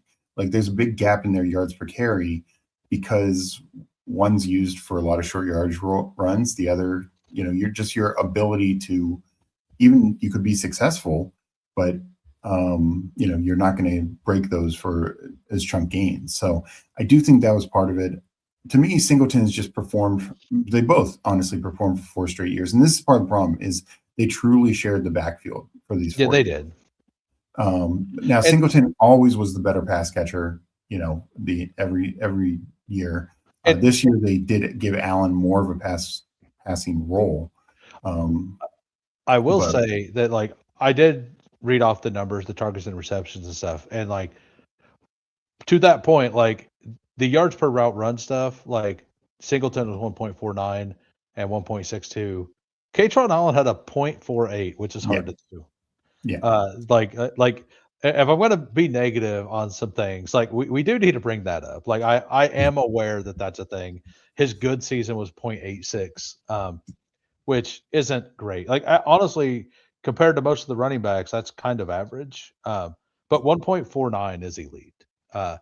And I know that everybody uses those stats to project forward running backs. I'm just worried that the coaching staff like seen some things. Mhm. And My problem is also coaching staff that got fired. So we're not even talking about like Yeah. top end college coaches. True. And Yeah. That was a talk I knew was going to be a little longer than all the other ones. Yeah. So, but yeah. Yeah, I mean, but I agree. Like to me, that's where the tier break is. Like I'm willing to include Singleton in that because I think the upside's there. And the other thing I'll say is again, the way when we look for fantasy points, can he get the goal line touches? Absolutely. Can he get the reception work? 100%. He's made the best receiving back in this class. And unlike say a Bayshal Tootin, who everyone thought had that ability, like Singleton can actually do it, and he can actually pass block. So, I agree. He's by no means a perfect prospect, but I still think NFL teams will gravitate towards that, and just in this running back class, because after that, I think it gets really ugly, honestly. Yeah, and as Hawk's saying, similar to the Judkins Henderson thing, like it is. Like it for sure is. And the pass catcher of that group kind of disappointed. Just point that out. But yeah, like so we'll move on to the one that I know that you're not a fan of is Claiborne. Like this is hard because I don't love the rest of them. I do like I like Claiborne in the fact that he has the ability to take any play all the way. Yeah. Like he could be a change of pace guy. I think like, and I'm a little more on the NFL scout side of the rankings here. And I think he could be an elite kickoff returner or a punt returner, something like that. I think he's the kind of guy who is definitely going to get a job of some sort to at least be able to try that. Like his yards per attempt was pretty high, 5.1, 4.6. What's weird is he wasn't near as elusive, like by the rating on PFF, as you would think for the amount of missed tackles forced that he had, because he had 36 and 45 on basically 180 to 200. I think different body type, but he's also another guy that I kind of like a Tootin who the plays where he does it, he hits the home run, 60-yard touchdown. Yes. Yeah. Other plays he just gets tackled for no gain. You know what I mean? Like and like I feel like everybody after Katron Allen is purely a project in this class. And if I'm looking at, like for me specifically, if I'm looking at a project, I'm going to rate the higher upside higher than the Jamari Taylors who are solid at everything but don't stand out in any area. Yeah. No, I think that's fair. And I'm not like anti Claiborne. I think his ADP was way too high to start. Yeah. Like that's just a fact. Like I don't mind taking him a 200 here and there. Yeah, no, and then the 18th, 19th, 20th round, I think he becomes a fair game, because he could easily be number 2, and like you said, have some home run ability where he just hits your lineup a couple times because he broke a 40-yard touchdown. He's going to run extremely well at the combine. He was like an elite guy. Yeah, no, like he could absolutely do what Tootin did. Like not to that degree, but like he might have a combine to where people move him way up the boards. No, I do worry about that. So I probably should take him more now because I do worry he's going to get the Tootin bump. I mean, I actually have a chunk of him. I have like 12%. Right now I don't. I think I have one time. I think I have 12% over 25 drafts or something. I think I've taken them a few times.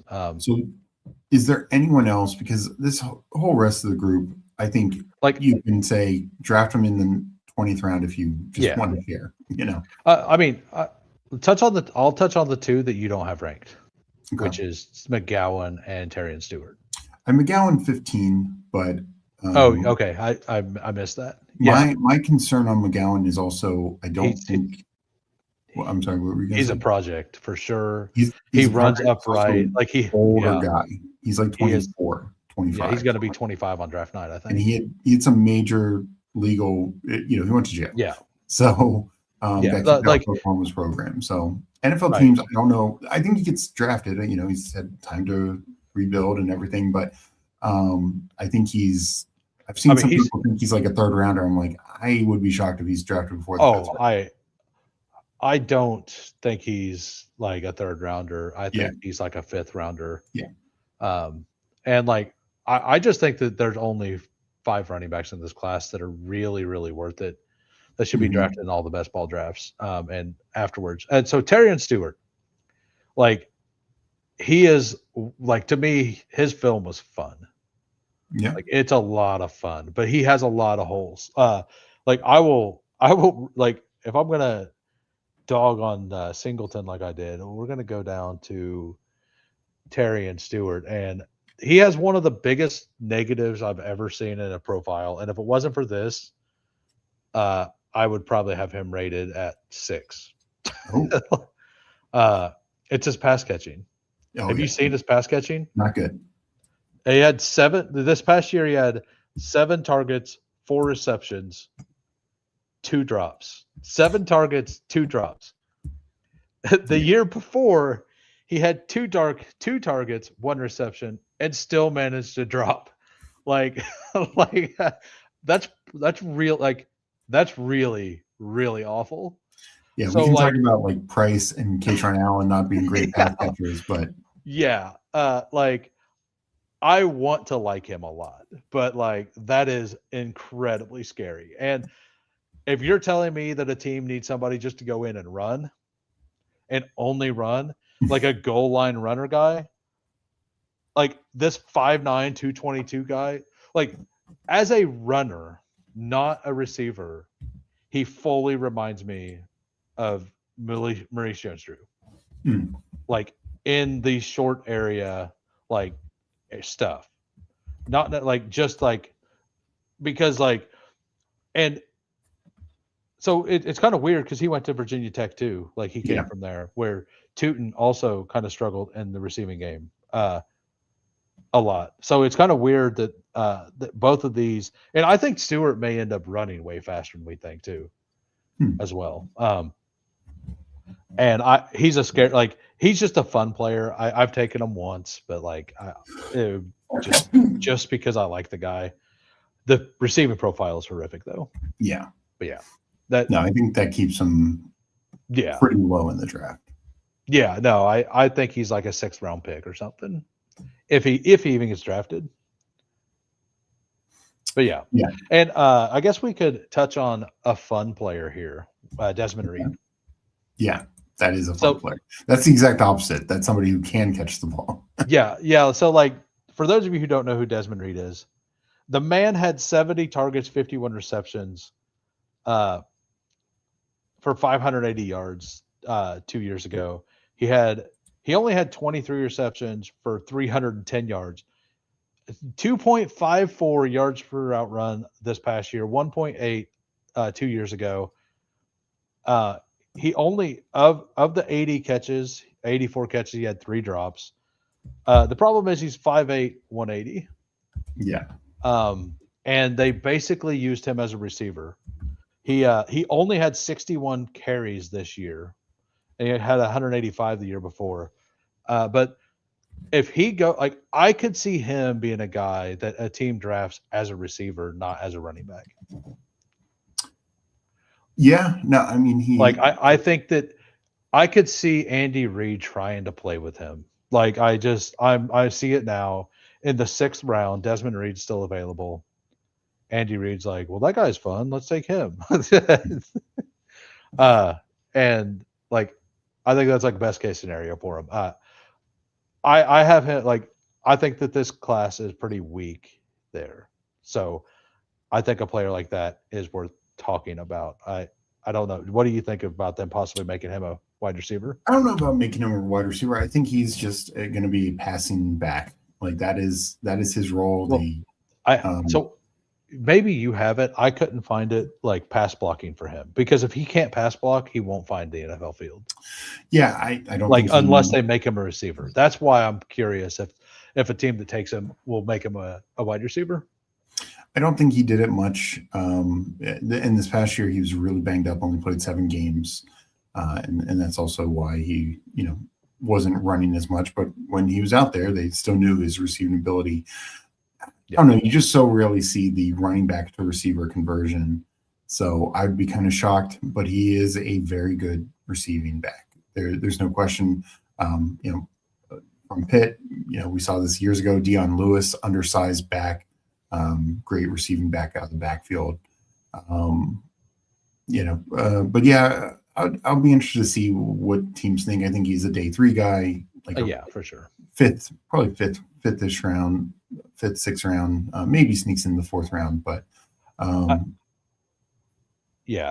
like you have Jaden Ott a lot higher, and I told you, I don't know if I said it on stream or if it was before the draft, but I only watched the 24-25 film, and he got that major injury in 23. So I never did watch his when he was good. And sometimes the injuries take a couple years. Sometimes it saps them for their career. So I didn't like what I seen at all. Yeah, no, he was definitely bad at Oklahoma, and 2 years ago, Cal, with the injury, just wasn't good. Yeah, I mean, look at Ollie Gordon, right? Yeah. Like very similar to that. But I haven't had to go back and watch what I liked on Odd is he did play at the Senior Bowl. Got a couple of nice buzz reports, but when he got in the game, he played well. He actually he had as many yards in the Senior Bowl as he did all last year at Oklahoma. So that tells you something. But no, he was just, I just remember him a couple of years ago, him being just such a fun back. And he's also, he was a back, and there's a couple on this list who was on Bruce Feldman's freak list.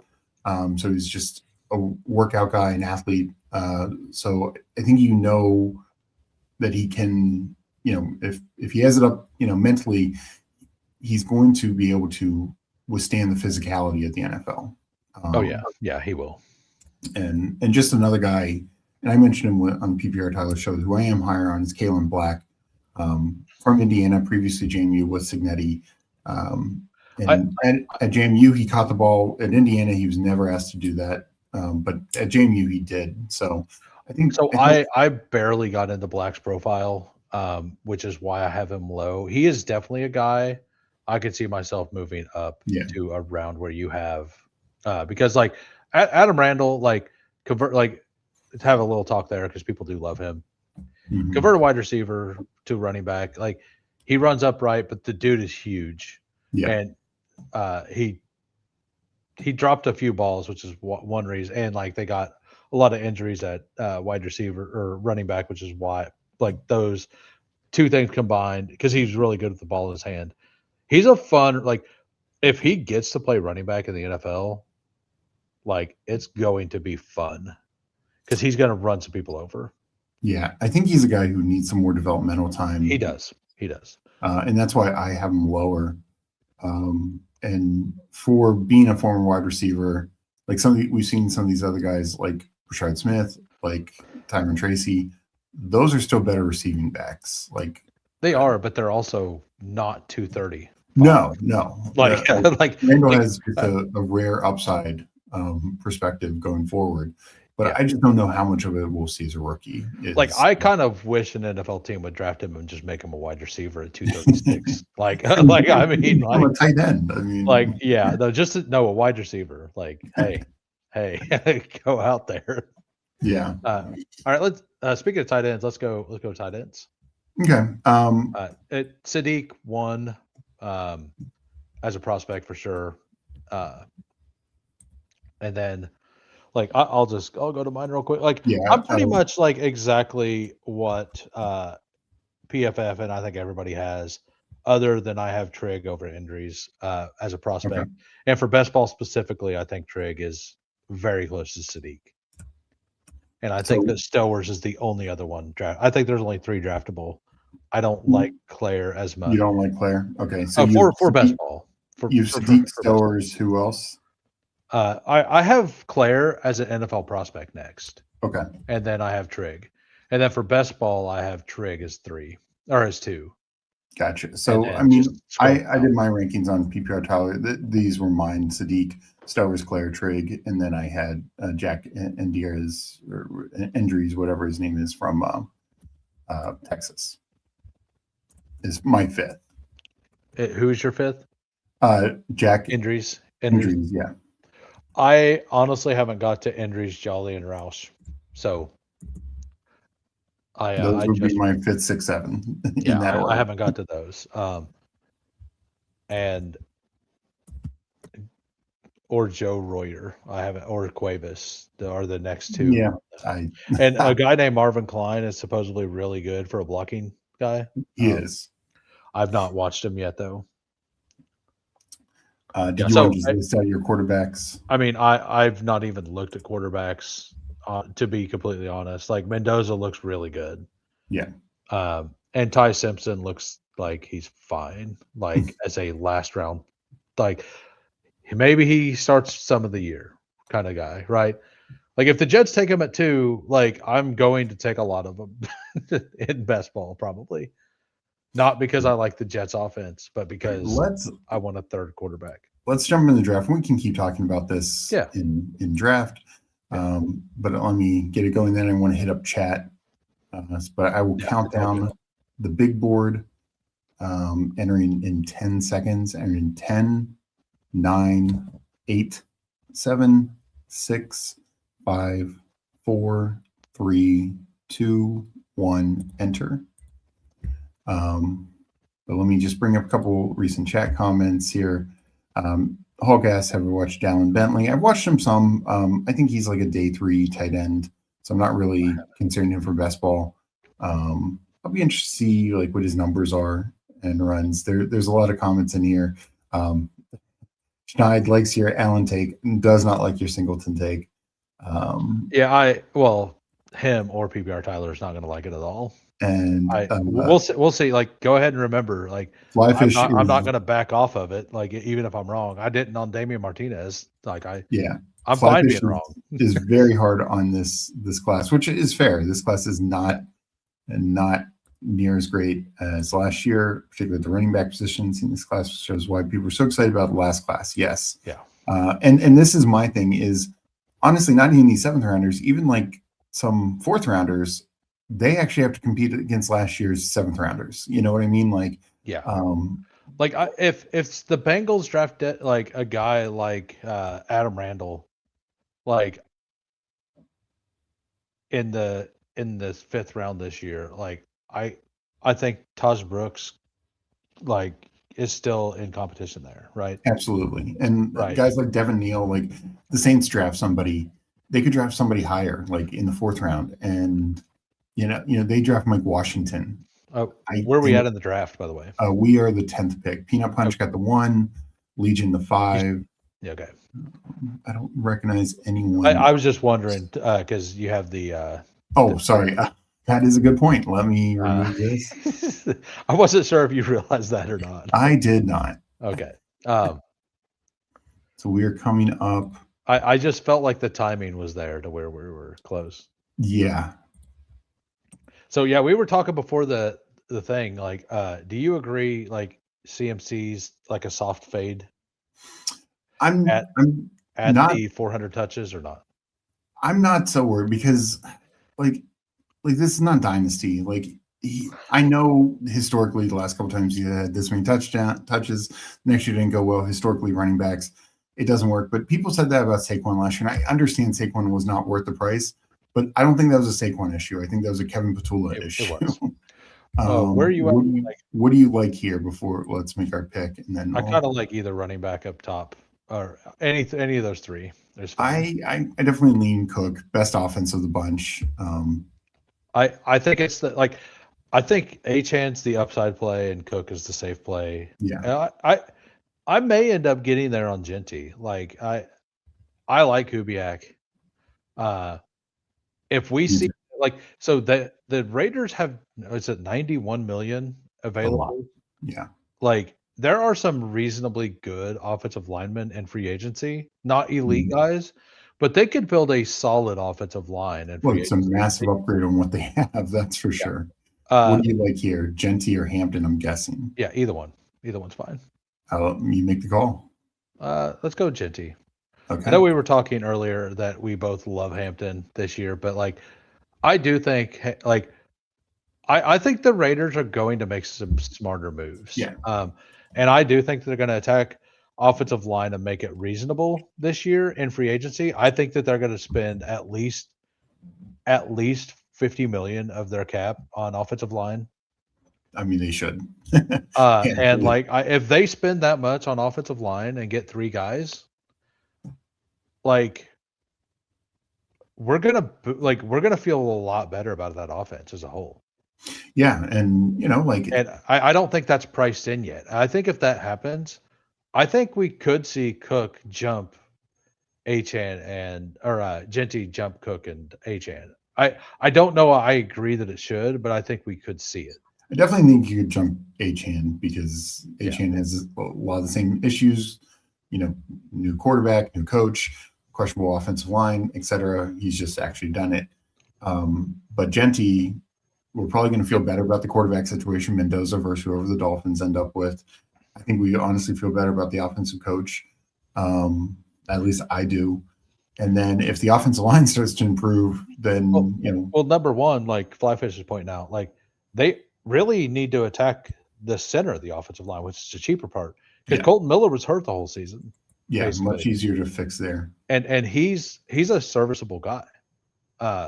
So like, you have Colt Miller back and you put 3 offensive linemen there, like you go from one of the worst, and you don't have you have a better coaching staff all around. I'm assuming Kubiak's going to bring in a pretty decent offensive line guy. Yeah. So like, I think that it could be so much better, for sure. So I think there's a gigantic tier here at Kenneth Walker, not Kyron. Okay. So I kind of like going double receiver here since we went double running back. If I like that, I like Ladd here over Adams. Yeah. Specifically because Adams falls back most of the time. Yeah. And I actually, in my rankings, I do have Adams ahead, but I actually removed all my rankings. And I just go off ADP right now because my original rankings were just for okay, so we don't get Adams. I think there's a giant drop here. You have Lamar pretty high. Yeah. I just think well, let's make the pick and then I can I'm fine with either guy up top. Let's get Devonta. Yeah. I kind of lean. It's weird. Devonta feels like he didn't work out last year, and he's going 10 picks higher this year. Yeah, and he's going as wide, and he's going a lot higher in the wide receiver specific tier because a lot more running backs have went by now, as well, right? Like his wide receiver number is quite a bit higher, but there is a good reason for it, and I'm sure you're going to mention it. Wait, give me 1 second. Joel said he was in the 7th spot. For some reason, you can hit the board and it'll show him. The draft board. Yeah. I'll be. J Dubs. That's right. Okay. Yeah. It's easier to see the names while it's not moving. That's true. Let me move this down a little bit. But like, Devonta Smith makes sense to me because like with Jalen Hurts' price, and he comes all the way back in the 7th sometimes, or I think it's the 7th, right? Yeah, like, I'm fine just taking him at 68 or whatever, because I think he's just that mispriced. Who, Jalen Hurts? Yeah. We 58, 63, and 82. I think we try and give him at 63 if we're right. Yeah, I think you just take him at 63 because he's mispriced by half a round. Mm-hmm. You can get him back at 83 sometimes. No, not always, but sometimes. Yeah. And one thing I want to say, like, you talk about Devonta Smith, like he did what he did, 1,000 yards, 4 touchdowns, good year.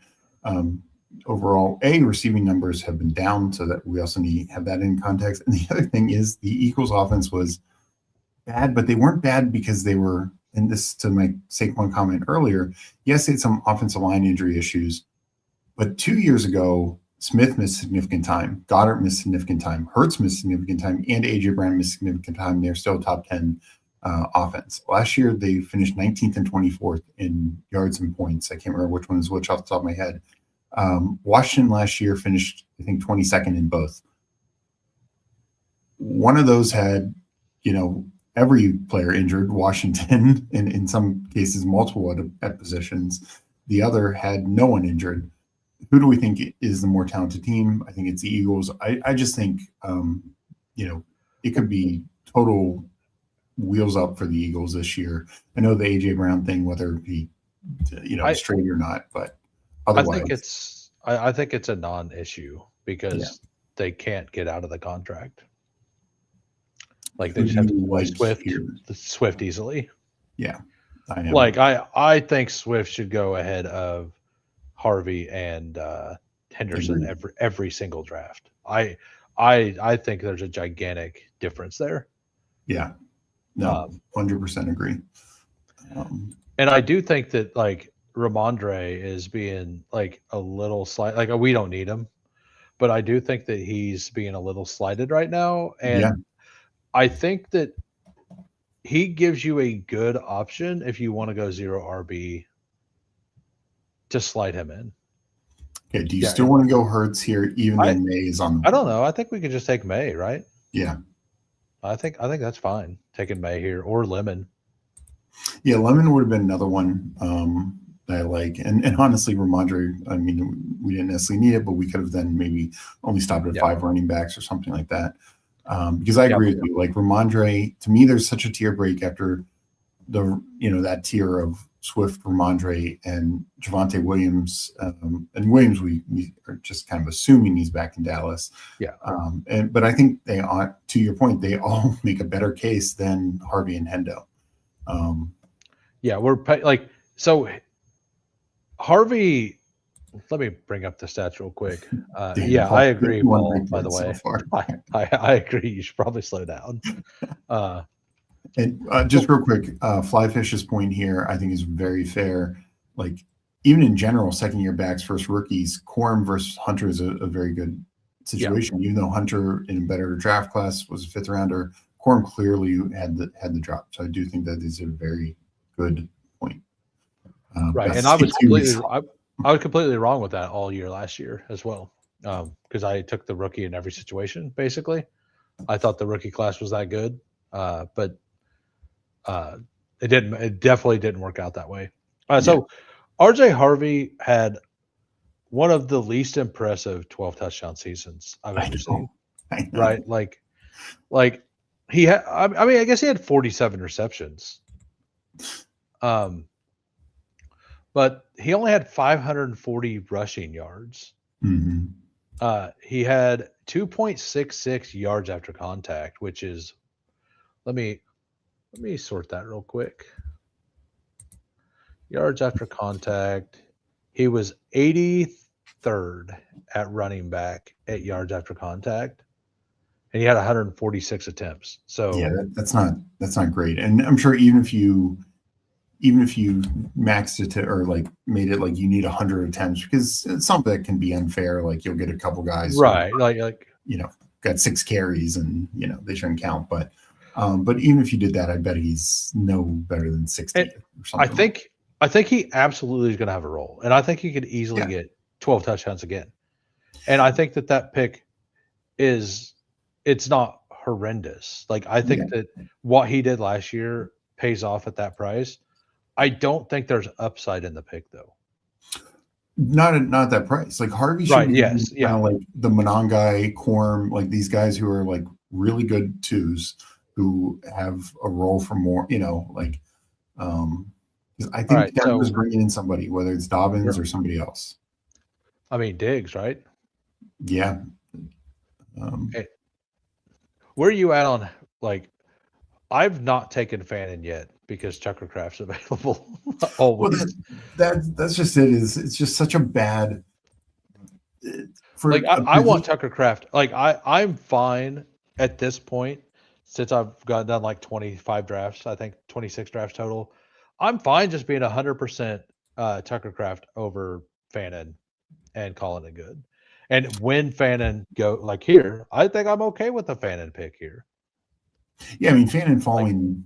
Yeah, I'm fine with is this. Like fine. I it's up to you if you want to take Fannin. He's there in your rankings. This is where I think Fannin should go. Yeah, Like after Kraft, after Tyler Warren, after all those guys. Like I'm fine. I'm fine taking a Fannin I shot. mean, the man has a Pro Bowler throwing to him. So He what are we worrying about? does. He had 2 during the year. I don't know if it was a meme. I'm assuming it was a joke. Like I'm pretty positive it was a joke, but I see it. If it is, it's just funny. It said, Justin Fields declines Pro Bowl invitation. No, that was real. That was Was it legitimate. real? I mean, because Yeah. like that's the funniest thing. Like, can the NFL just take a hint and just get rid of it? I mean, they had to convince Joe Burrow, who was injured all year, to play in this game, and then Joe Flacco, and then Shador Sanders. And for some reason, Shador Sanders was picked ahead of Flacco, which is even funnier because Flacco outplayed him on his own team and then outplayed him when he went to the better team. So Yeah. Hulk is saying, as a Harvey fan, he was brutal running the ball. yes, So I think and Flyfish saying, did we botch the eval? I think we botched how elite the running back class was as a whole. I think that the big thing was everybody like hyped up how good the running back class was, and you kept hearing it, and I think instinctively we just kept pushing all of them up instead of keeping them where they should have been. Well, I think that it was a mass hype machine. Everyone got fooled kind of thing. So yes and no. One thing I'll push you. I think part of the issue. Let's make this pick, and then we'll. Do we want a double stack or not? I'm not a big. Booty's been falling, so Yeah, I think we could get him. Yeah, back I'm around. gonna move him down the next rankings. I think. Yeah. So, do you want to just because go? you can get him further down? Yeah, let me sort by ADP. We could take a second quarterback here. I mean, I'm fine with like I don't have like any nicks. I'm fine taking nicks here and being done, right? Yeah, I mean, if we have to, like, I like taking the second early one and then being done if you have to. Yeah, and we have Harold Fannin, so neither one of us like it, but Shador is probably. I will absolutely be taking Shador and Big Board if he stays in those 200 ranges, and especially when I have a guy like Fannin. Right, yeah, like I don't have any Fannin. Like I do think this is a Fannin. Like this with the 2 quarterbacks we have, I think Shador makes sense here. Yeah. As much as I don't want it to be a thing, it's a good pick right now in the 19th round. All right, so do you like Algier? Do you like a receiver like Shakir, Reed, or Jennings? You want to pull Jennings up? You were talking about man, I'm having a hard time taking Jennings over Jaden Reed, but I think that both of those prices are really good. I think that all of these receivers are really well priced. I love this range of receiver. Yeah, I hated Shakir last year, but we're getting him 15 picks later now. Yeah, and I started taking a bunch of Shakir last year whenever he did fall because he fell back to the back end of the 8th round where I had him the entire season, and now he's going he had a good season. He had a season that was fine last year. Yeah, he's been the exact same these last 2 years. His total yards was a little worse, but 70 catches, 700 plus yards, 4 touchdowns. I mean, he's never going to be a 10 touchdown guy, but I know the same guys calling the plays, but I feel like with him being head coach, their offense is going to be better. What I do wonder is, will they be more aggressive? Did McDermott make them kick more field goals? That's what I mean. That's what I mean. I did want to go back to the rookie thing. I think a big thing is last year, I think showed how much landing spot matters. Unfortunately, some of the guys with the best landing spots, like Scadaboo, like Hampton, they get injured.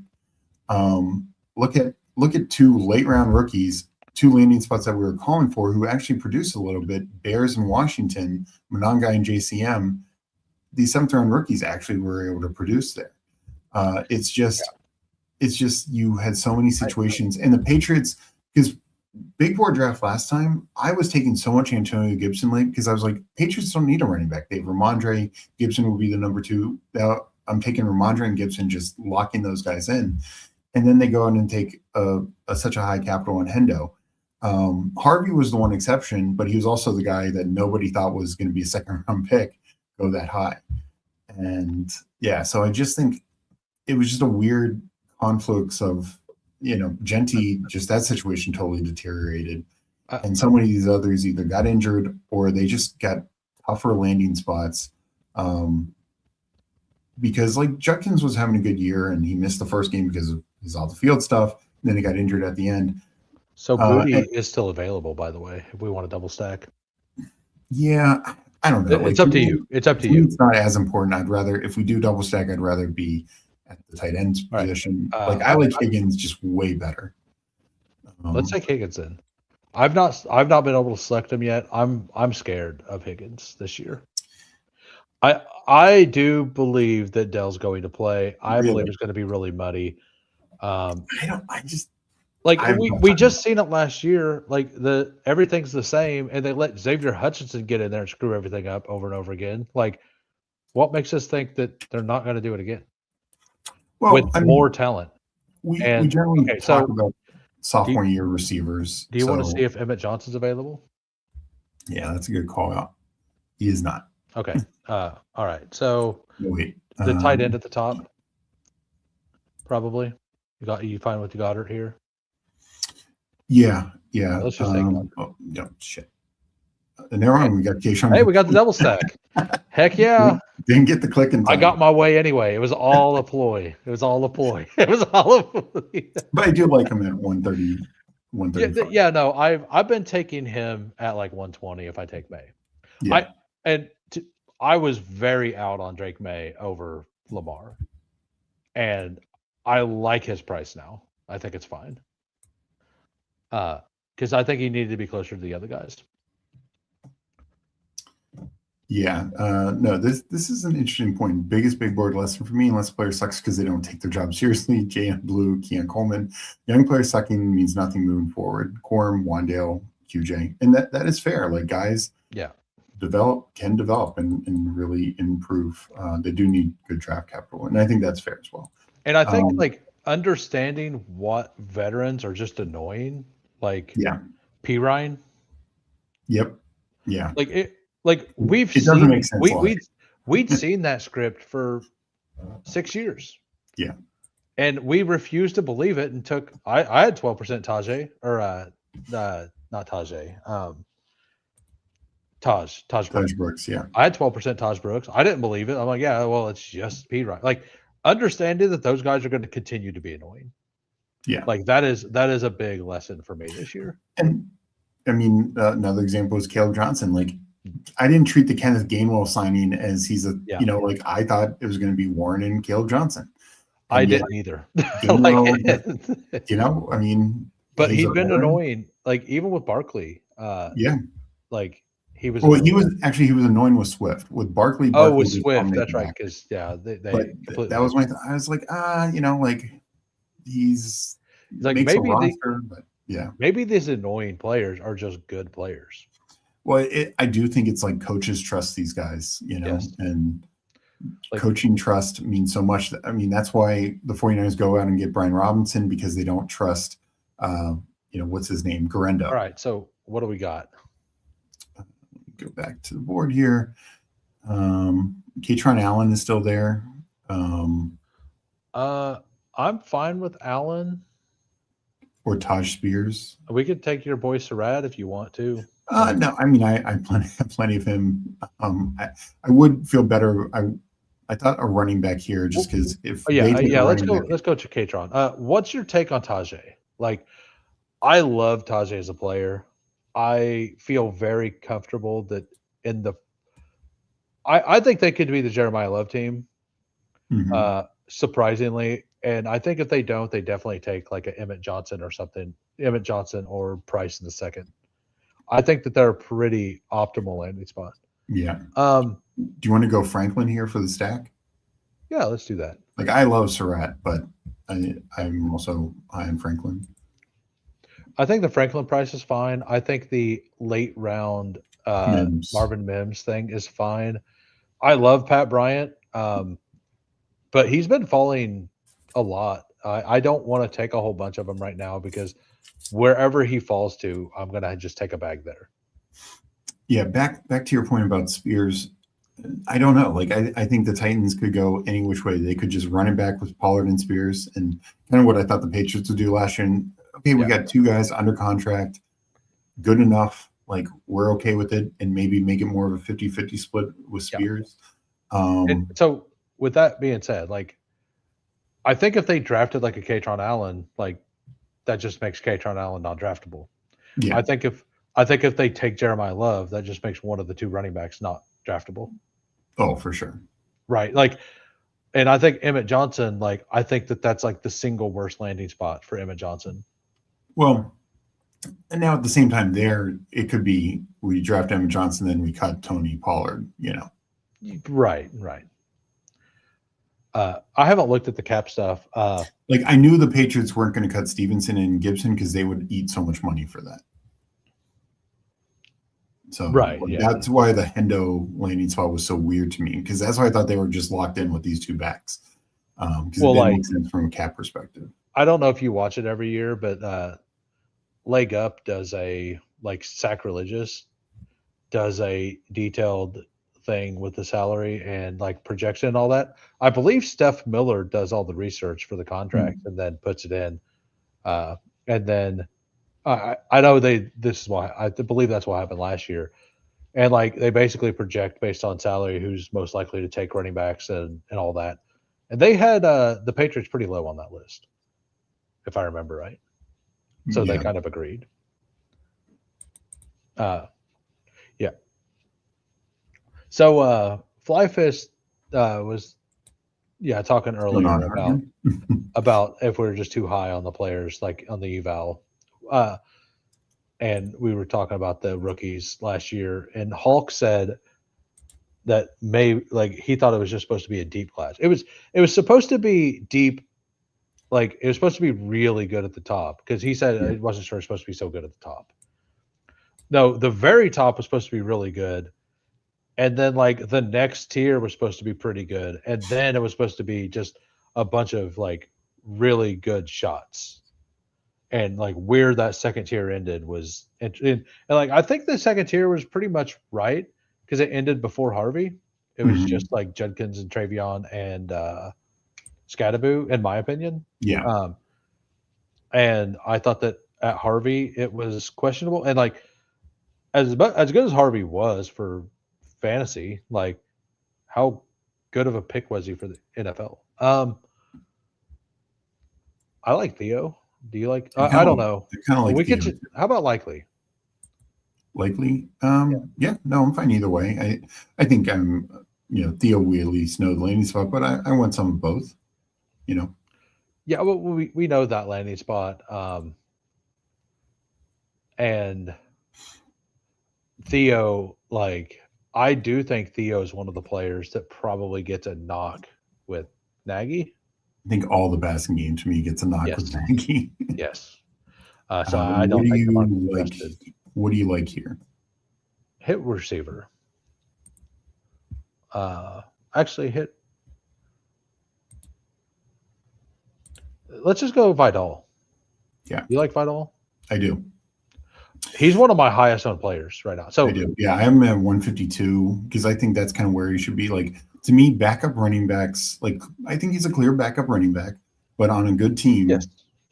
I think he showed enough that they are not going to invest capital in replacing him, is the thing. Like the annoying veterans, I think Vidal, after this year, has proven that he's going to become one of those annoying veterans. Yeah. I think that he's going to be a guy who's going to go in. He's going to get 25%, maybe 30% snaps, which 30% on that offense is something you want some pieces of, even if there's no injury. Exactly, 100%. And Vidal, it's like you said, I think he's done enough. Granted, it is a new offense coordinator, Mike McDaniel, but it's also an offense coordinator who, if Vidal is playing there, any running back he touch, those systems touch is incredible. We've seen before. We've seen in the past. Yeah. him have a 21 touchdown guy and then another guy who had Yeah. an elite season Yeah. on top of it. So like we've seen this backfield, this offensive coordinator supply to running backs at a high rate before. Yeah, we got Ben checking in since he's supposing contract talks with Chase Brown. Yeah, I believe that's going to be. I think they do reach an extension. I mean, that was rumored like 5 days ago, and Chase Brown's price has already increased. Chase Brown is now a staple at the 1-2 turn, at the back end of the two, not the 1-2 turn, and like he doesn't get to the third round anymore ever. Like he always goes down. I think we could see him end up in the same tier with Jeremiah Love, Derrick Henry, even some people taking him over Hampton, which I don't agree with. But what pick are we at? You want to just take Shedeur now? Get it over with? Or we could probably wait till the 18th round. Mims, yeah. We were talking about Mims earlier. If you wanted to do that, I was going to say Mims. Yeah, we could wait, but like, what is pressing here? Yeah, like I don't think anything else is pressing. Shedeur's gone. Oh God. Oh no. It's a John Watson team, huh? Yikes. Yeah. So apparently we don't get to do the thing. Like, are you fine? Our Bowl game must have really upped his stock. Who do you like here? Sorry. Do you like Tonjes? I'm okay. More in when I have Kittle. I like Emmanuel Wilson a lot. Do that. Yeah, let's take him. Because I think he, similar to Vidal, number 2 back, good team, good offense. I do need to start taking him in a little bit more too, because have you heard the rumor that like there may be some stuff behind the scenes with Jacobs and them not being happy with each other? Yeah, I'd heard that. I would be shocked. But and like there's a small chance that maybe they just cut him or whatever. Like, yeah. I don't know that happens, but it is definitely interesting, and it's definitely something that like I need. Like if it happens, I for sure want to have some Eugene Wilson. Well, and even still, it's similar to the Vidal situation. Yeah. Like we know any missed time, he can be 100-yard back. We've seen that. Even if Jacobs doesn't miss a game, he'll sneak in a couple usable weeks. And pick 200, yeah, absolutely. Hey, Mike, we're just on the same wavelength. We don't have to talk to each other. We just know. we basically linked up with Skynet and like just telepathically connected.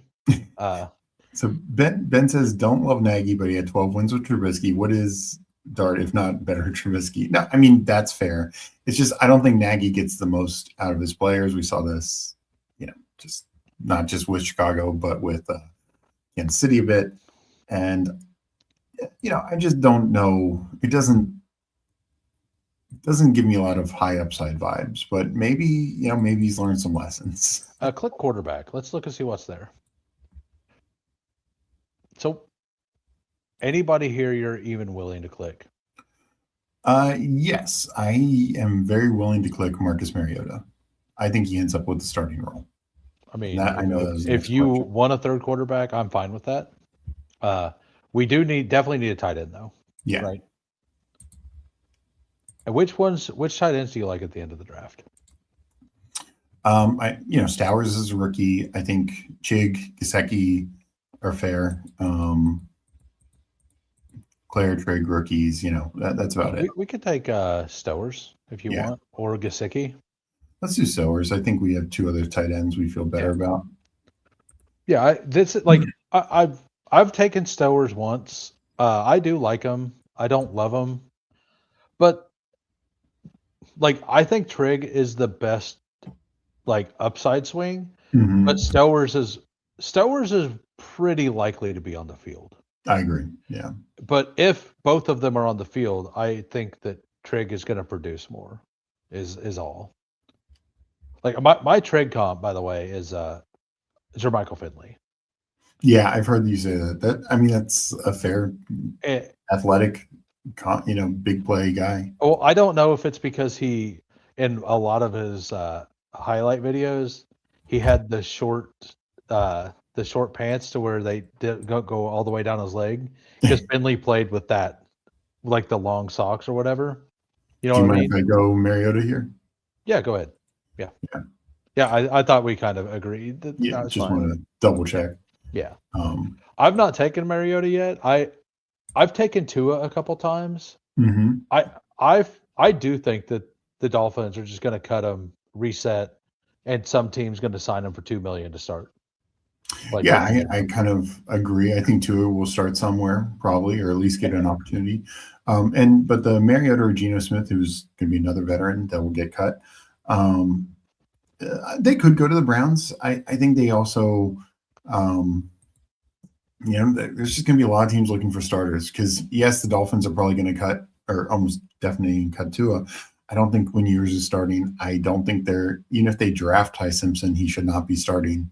And I don't think they will. And any other quarterback, we glossed over quarterbacks earlier. Like whether they take a second round pick on a Chambliss, assuming he is in this draft because he's suing the NCAA to be out of this draft, or anyone else. I just don't think those guys are starting this year. So guys like, it's going to be musical chairs. Tua could start somewhere. Cousins could start. Geno could start. Mariota. I think these are all going to be cheaper options with starting capabilities, and we'll just have to see where they end up. I think Mariota is just a little safer because, he doesn't have to get cut first. He's a free agent. He's actually played better than like Geno did last year, and he has some mobility, which some teams are going to favor for this kind of role. That's actually what Paulino said. That's actually what I think is going to happen. I think they're going to take him and that's like the perfect fit for, hey, this guy can run somewhat of an offense, and KOC can teach anybody except for JJ McCarthy apparently, and maybe he needs somebody like that in the building for a year, and it's also not an elite guy who's going to definitely start, so JJ McCarthy would still have a chance. I think that would be the perfect signing because it's going to be like the Russell Wilson situation, right? To where he gets league minimum because the other team's paying him. Yeah, it should be. That's actually what I think will happen purely because the cap situation with Minnesota having negative $40 million right now. Yeah. I mean, most of these guys though, like Kirk Cousins is going to be the same sort of thing. Geno Smith is going to be the same sort of thing, and even somebody like Marcus Mariota, who you actually do have to give some money to, he's going to get like $10 million. It's going to be right. But when you're 40 under, I understand, but I'm saying none of these guys are trying to sign like Sam Darnold last year, right?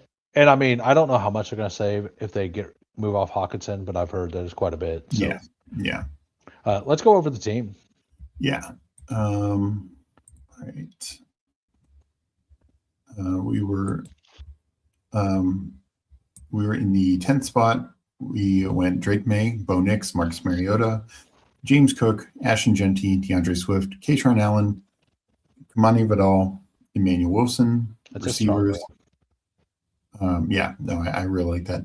Ladd, Devonta Smith, Steph Diggs, Juwan Jennings, Jaden Higgins, Kayshon Boutte, Troy Franklin, Marvin Mims. So double stacked the two quarterbacks we know where they're playing. Yep. And then tight end, Harold Vannon, Isaiah Likely, and Stowers. Yeah, very solid all the way through. Yeah. Two decent running quarterbacks, a third that may get a job, may not. And even if Mariota doesn't get a job, I personally, I'm pretty comfortable with just those starting two. I agree, but that's why I like having two that we feel good about, and then tacking on a third, whether it's like a Shador, a Mariota, Tua, Cousins, whoever. If it works out, great. If it doesn't, you're still fine. This is and a little bit of a different. Like I do that sometimes. Other times, this is where I'll throw in the random down the board rookie, like the Bryce Lance, like the Chris Bell who you don't need. if Chris Bell was available in like round 19 here, which he has been before. Like, take him there because like if you're not sure about the quarterback situation yet and you feel comfortable, like the upside of Chris Bell in the fantasy playoffs could be what separates you. I mean, you might also need the extra quarterback. I do feel more comfortable with the third quarterback, but I do think that altering off of that sometimes to an extra receiver or running back based on draft capital makes some sense. Yeah. Yeah, no, I like how this draft turned out because I think we have 3 running backs that we feel very good about, 2 on top tier offenses, and Genti, just his upside, and hopefully the offense is much better. Allen, yeah, and I think FK mentioned or somebody mentioned, like, are there outcomes where Katron Allen's a 0 essentially? Sure, like we saw this with Caleb Johnson last year, but there's also a lot of outcomes where he is, like this year's Bucky or this year's, any number of situations. And I think I've not selected Bucky yet. Like, yeah, Bucky's a tougher price for me. I think like he's starting to slip, but I think he should be down around Kyron. And I have Kyron at like 42. I have him a couple spots behind, but like I think he should be all the way down there, like a full round later, basically. Yeah. And he has been falling though. I think people are starting to realize exactly why I believe that, and that's because Sean Tucker is a restricted free agent, which means he's free to retain. Yeah. Sean Tucker was already taking the goal line work. Like it's a really hard click for me to take Bucky. Yeah, no, I just, my problem is I think there's paths where he can be roughly the running back 15 wherever he's going right now, but it's tough for him to be running back 10, running back 5. He just doesn't have the upside for that. He's definitely a guy I don't want 0 of because he could easily have a 30-point week in a playoff week and toast your entire portfolio. Yeah.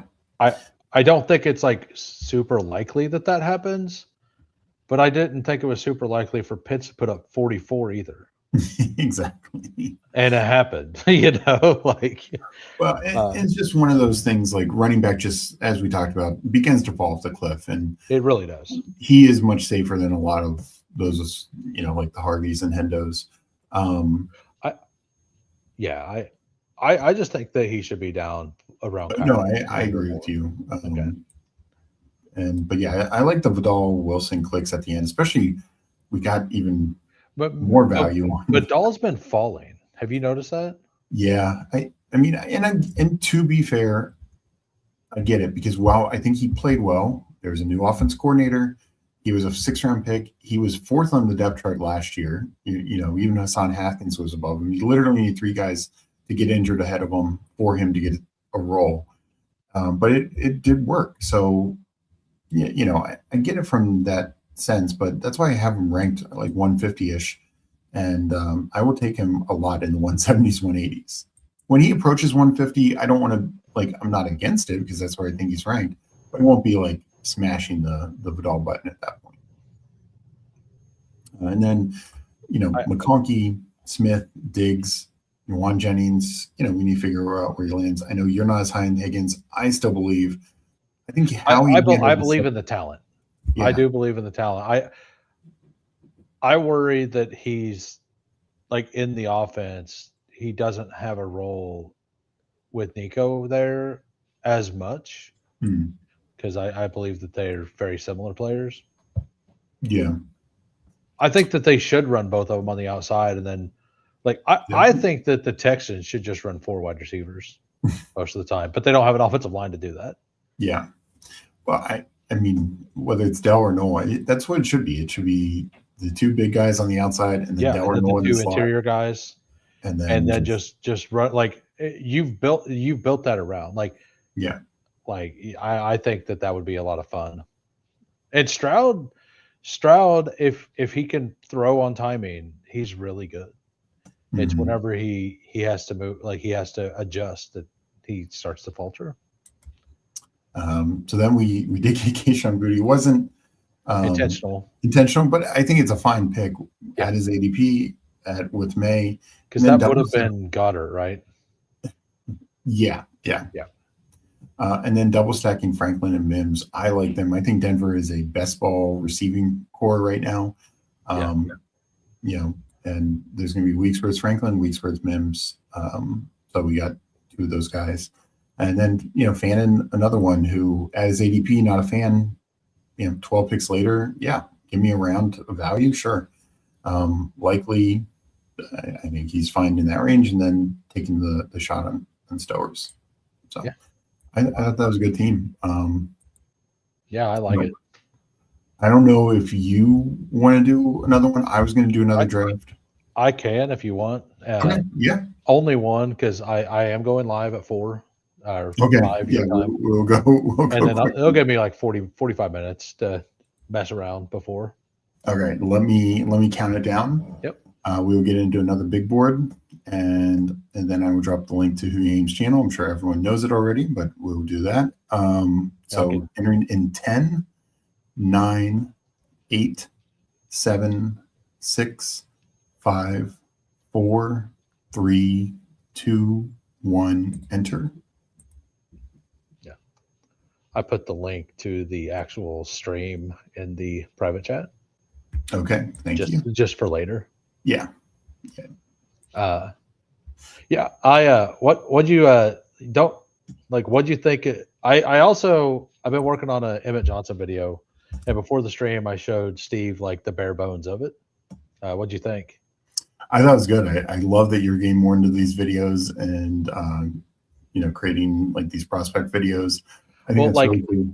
I got a copyright on one of them, but like it wasn't like a bad thing. I just had to edit it out.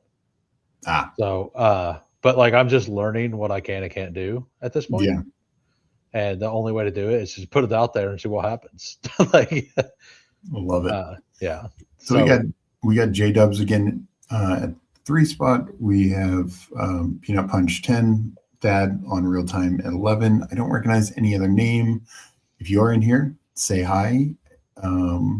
Yeah, appreciate everyone for jumping in, joining us. Don't forget to hit the like button.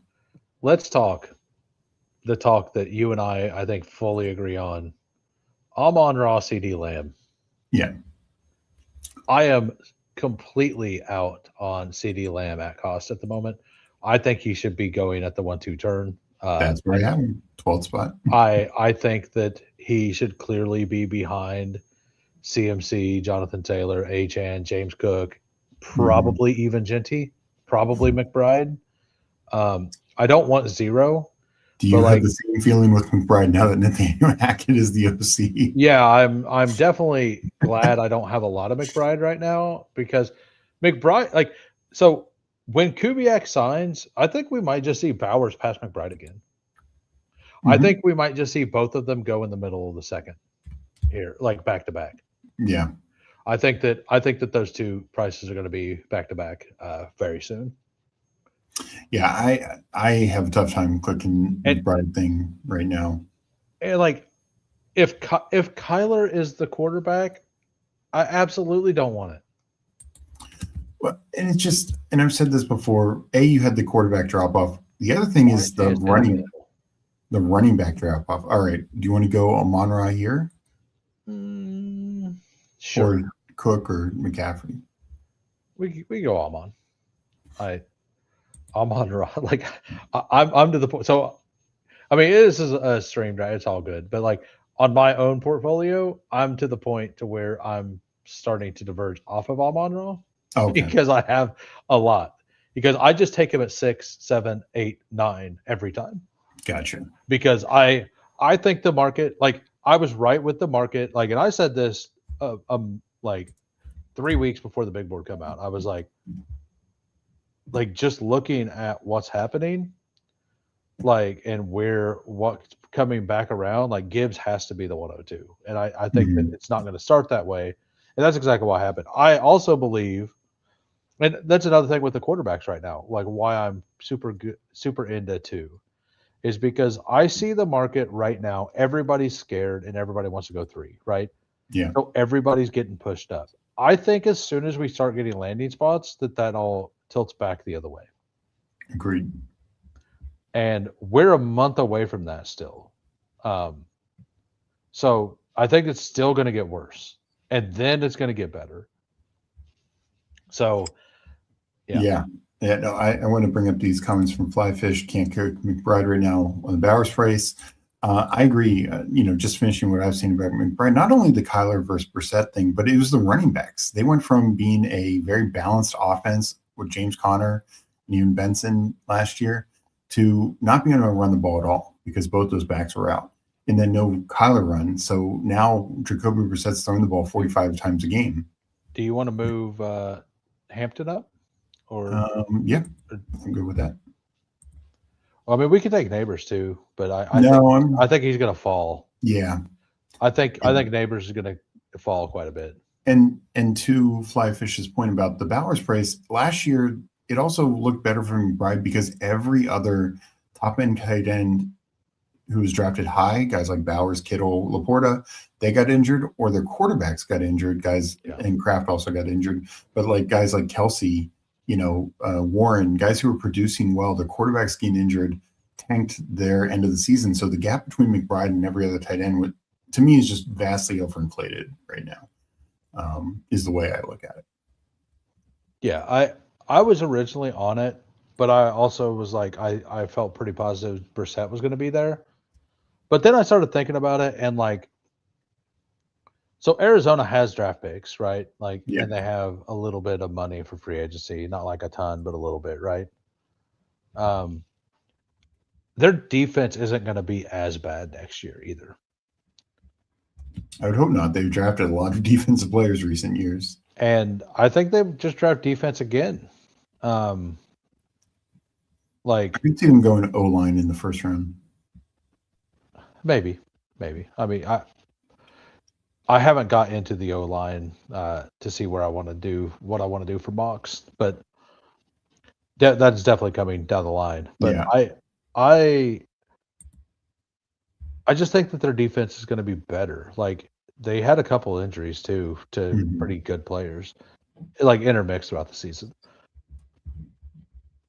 Yeah, but I agree with that. I wanted to highlight this comment from Flyfish. I'm still high on JSN, but I think it's fair. Losing Kubiak, an offensive coordinator change can matter, and ASB might get an offensive coordinator upgrade with Drew Petzing. So that is an interesting thought. Should ASB my argument with that is you absolutely don't need to, unless you want a bunch of a guy.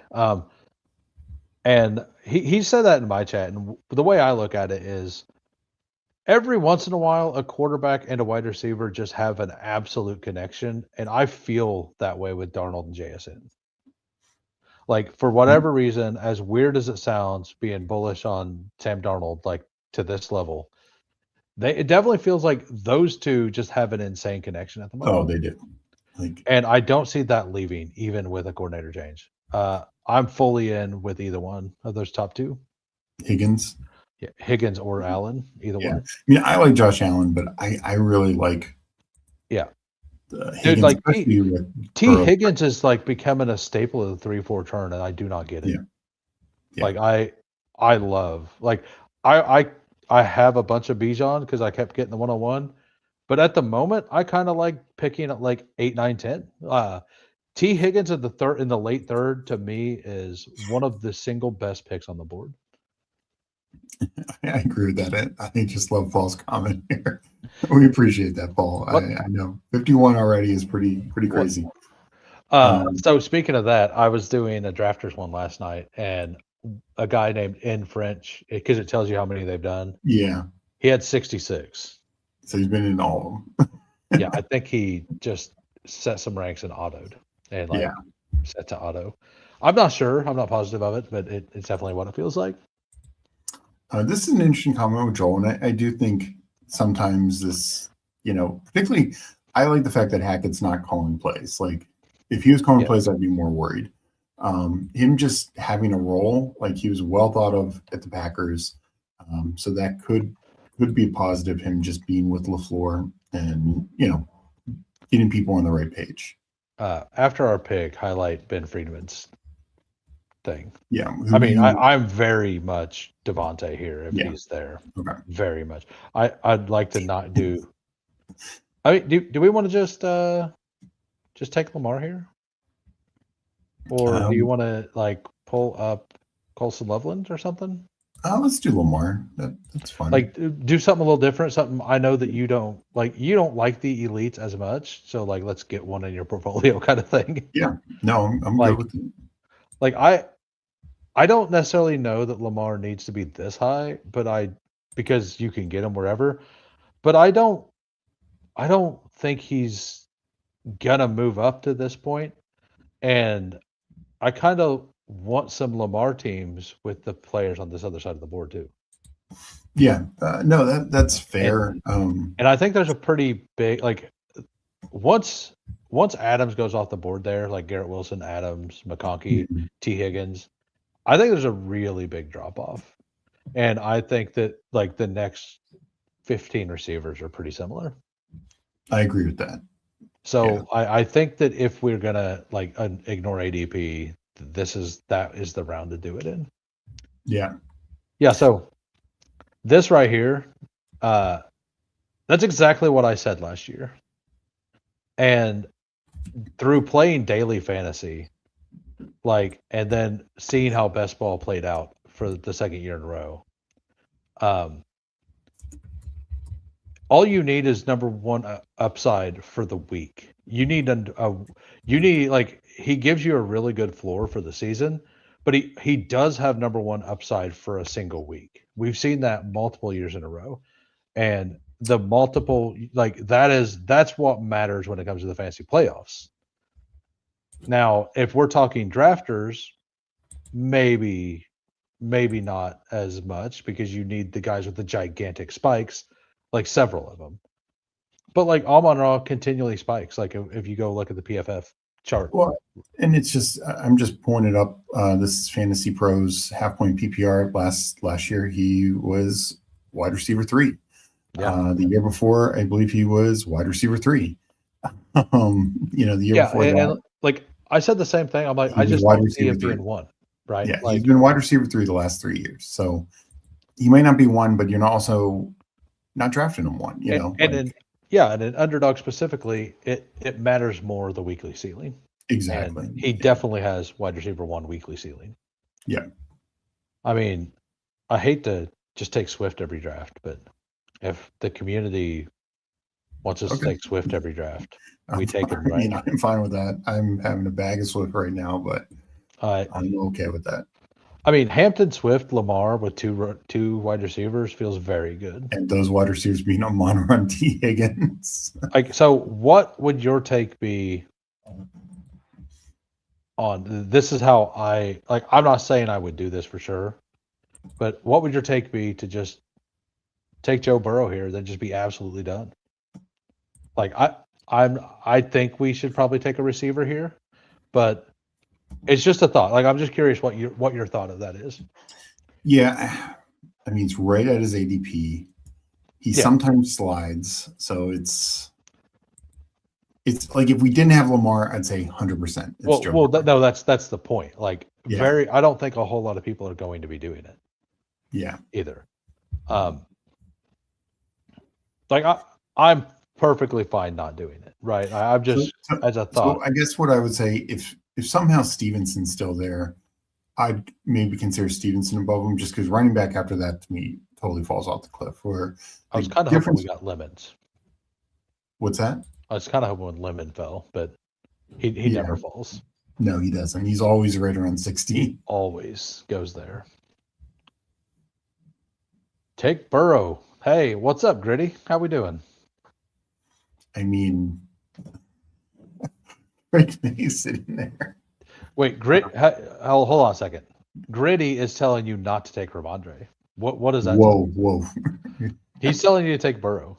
I'm fine with I'm actually fine with Ramondre as well.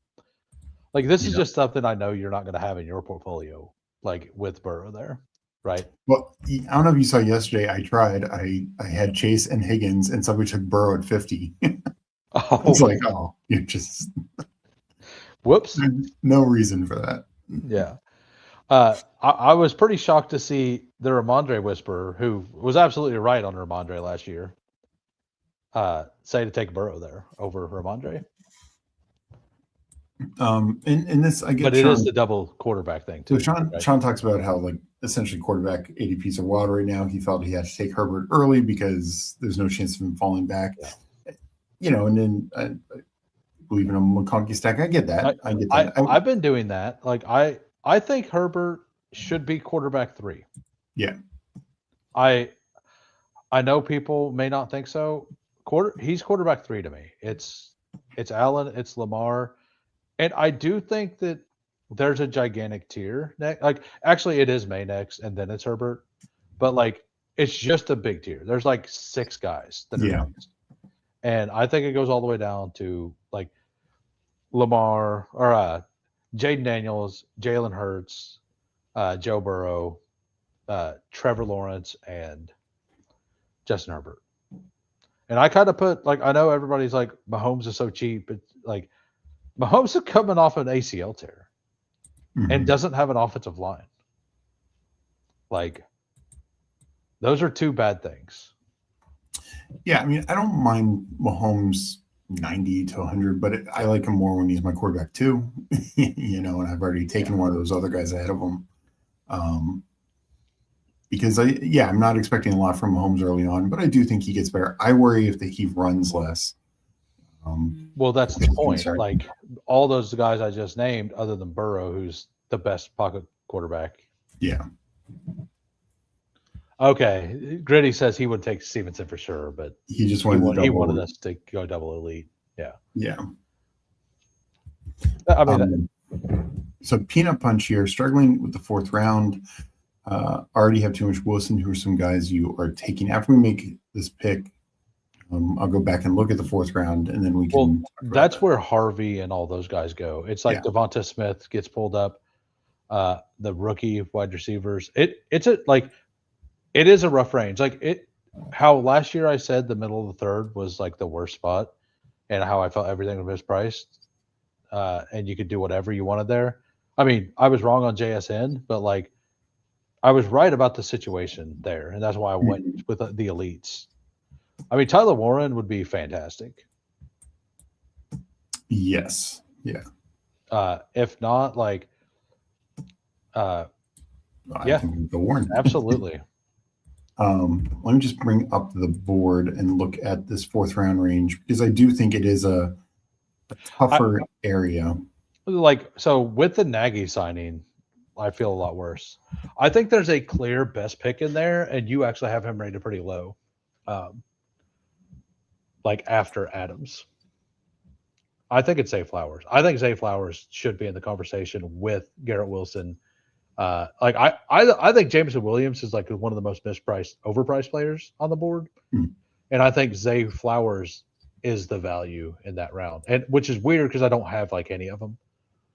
Yeah, I mean, my knock on Flowers is last year he was very consistent, a lot of like 6 for 70 type games, but up until the end of the year, he didn't get touchdowns. He definitely paid off because of how the receivers were last year and just how he finished. But from week 1, when he was wide receiver 1 until week 13, I don't know if he cracked the top 12 wide receivers a single time. And that's a long gap. Well, he was like wide receiver 2 week 1. I know. Like week 1, he dominated. But then from week 2 to week 13, I don't know if he cracked the top 12 wide receivers. He didn't, but he had a whole bunch of like 20 to like he had a bunch of usable weeks in there. He had a lot of 10-point games, and that's fine. But it's just, I don't know. Like there's not a lot of 20-point upside there. Well, like he also didn't have Lamar. Yeah, that's part of it. But we're about on the clock. What we got? Sorry. All those guys, huh? What do you think about? So Mahomes does go. Do you want to double down? Like we could take Boston, we could take Pittman, or we could take Worthy. Let's go Pittman. I actually think Worthy is mispriced. I'm ranked higher. Sorry, I should have sorted by ADP. I've not taken Pittman yet. I've I do believe that they're going to move on from him and re-sign Interesting. Pierce. Yeah, I could see that. I do think that if you take Pittman with Warren, though, you just go ahead and stack it and act like that's what happens. Take the because we have Lamar, we can afford a Daniel Jones not Yeah. playing at the beginning of the season, assuming they do re-sign him. So I think that it makes sense from a structural standpoint there. And Chuba versus Corum versus this running back range. In Menun guy, what do you like here? Why? Fair question. Because this is like the hardest area for me. Like, I have a really hard time taking a running back once Pollard's off the board. I'm the same. Like Price, I probably lean Price the most just because I think he's got the highest upside. Me too. And that was the other reason why, like Stevenson sitting there, because the teardrops just start hitting hard at running back. Yeah. And so I do like Price. I mean, Corum, if you're going like truly zero RB and you're throwing like at least 7, if not 8 running backs at it, then Corum's a fine player to take. But to me, when we have Hampton, Swift, Ramondre, I don't know if Corum's my guy. Right. Same with Hubbard. Like for a zero RB team, I think that Corum fits really well. Yeah. And where are you at on Addison?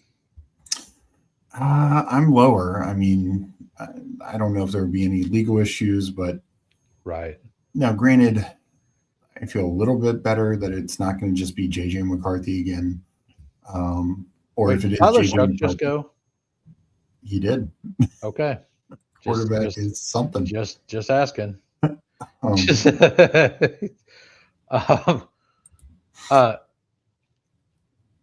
Hit the board real quick and look at the back, go to the 4th round real quick. And then where are we at? Are we coming towards the turn? We are, right? Yeah. So we could do one of two things. We could take Laporta and attempt to push Goff around the corner, or we could just take Goff and be done. I think we take Goff because I think so too. Quarterback is just the Wild West right now. It's Tyler Shuck just went. Yeah. I don't trust going to get their guys. And yeah, I think I probably would have taken the chance and not been okay with the double stack without it, because this is an absolute fall on Laporta. It is. I think I personally would have taken Laporta there, and then because if you don't get the double stack, it's fine. If it's just Lamar with Daniel Jones and Shedeur, that's not what you want. But and we do have another tight end, but it gives you an extra skill position too, because that would have I'm positive that we would have been done at Tyler Warren and Laporta, right? Oh yeah, yeah. But that's true. That was the other aspect of it. Because whenever I'm looking at it, I don't know how often you do that. It's if I do this, it actually frees up. We're a little thin at wide receiver, but it gives us an extra dart if we just solidify this position instead of having the slightly better player at this position. Yeah. And I don't know what's the right answer is. You don't know what the right answer is until the season's over, right? Agreed. No, completely agree. Let me catch up a little on chat. I've been doing a lot of Lad and Scatterbo in the 4th. Yeah, I think those are very strong 4th round picks. Yeah. And a lot of those garbage games were the rush stretch, not entirely with Flowers. Yes, Flowers' best games were with Lamar. But Lamar, when he first came back through week 13, if you go Flowers weeks 1, we're about on the clock, weeks 1 through 13, and that includes week 1 game where he was wide receiver 1. I'm fine with Shakir again. Me too. Yeah. Especially with this team, we have the 2 elites. This gives us a floor guy. Yeah. Who can also spike. He doesn't really have 20-point spikes, but a 17-point spike helps a lot. Absolutely. And but just on the Flowers point, he was wide receiver 29 through weeks 1 through 13. So essentially now week 14, he did have a good game. So it would help your playoff advance rate a little bit more.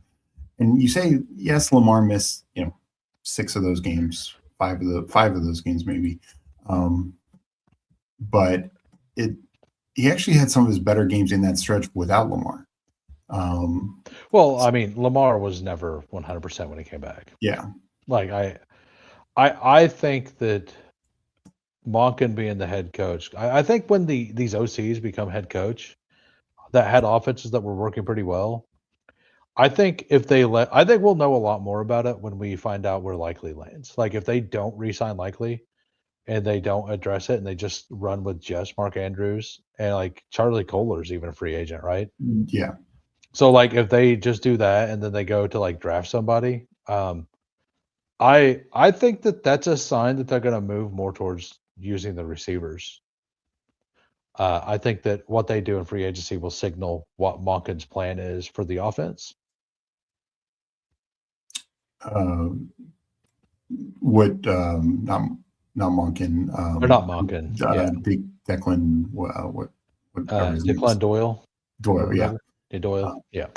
Yeah. That was my bad. The offensive line coach from the Patriots, right? Just on this, I don't think we're low on Corum. It's just in a build where we have 3 like clear 1 running backs. I didn't feel we needed to add. I am low on Corum. You are low on Corum? Yeah. I just don't. I don't know. I just have a hard time seeing it. Like they invested pretty good capital on Jarquez, and this is the same exact situation that happened last year where Corum got dusted, didn't get used, and then the next year they go and they use him a bunch. Now Corum did look pretty good, but they love Kyron. Like, whether we want that's the biggest or thing not, is Kyron just clearly is their guy. Corum is a nice number 2 back, and on a hit your ranks. What do you have here? I'm like receivers and tight ends here. But yeah, let's. You like Dobbs? Let's go Dobbs. I was gonna say like that. I think Dobbs here, because we have Amon-Ra, T. Higgins, and we have Shakir and Dobbs and Pittman. So like this, like we could go all ceiling after this. Yeah. Right. So like I think Dobbs like is a really good pick there. Like Booty would have also fit the team quite a bit. But Booty's been falling. So yeah, he has. And same with Surratt. Like I'm higher on them. When I redo the rankings, I'll probably bump them both down some, but yeah, they are easily to get later. Oh, actually I messed up. I know who we should have taken. We'll discuss it when they go. Oh, they already went. Emmett Johnson. Oh, did they? Yeah. Okay. Yeah, J-Dub's got him. Like I purely like I want Emmett Johnson over Blake Corum. Yeah, I mean, like I like, and I'm fine just being that overweight, like insanely overweight on Emmett Johnson and taking the lottery of the landing spot. Because if Emmett Johnson ends up on let's say that the Cowboys re-sign Javonte and then draft Emmett Johnson. I love Emmett Johnson there. Like still, right? Like I love it. Like just an actual good version of Jaden Blue.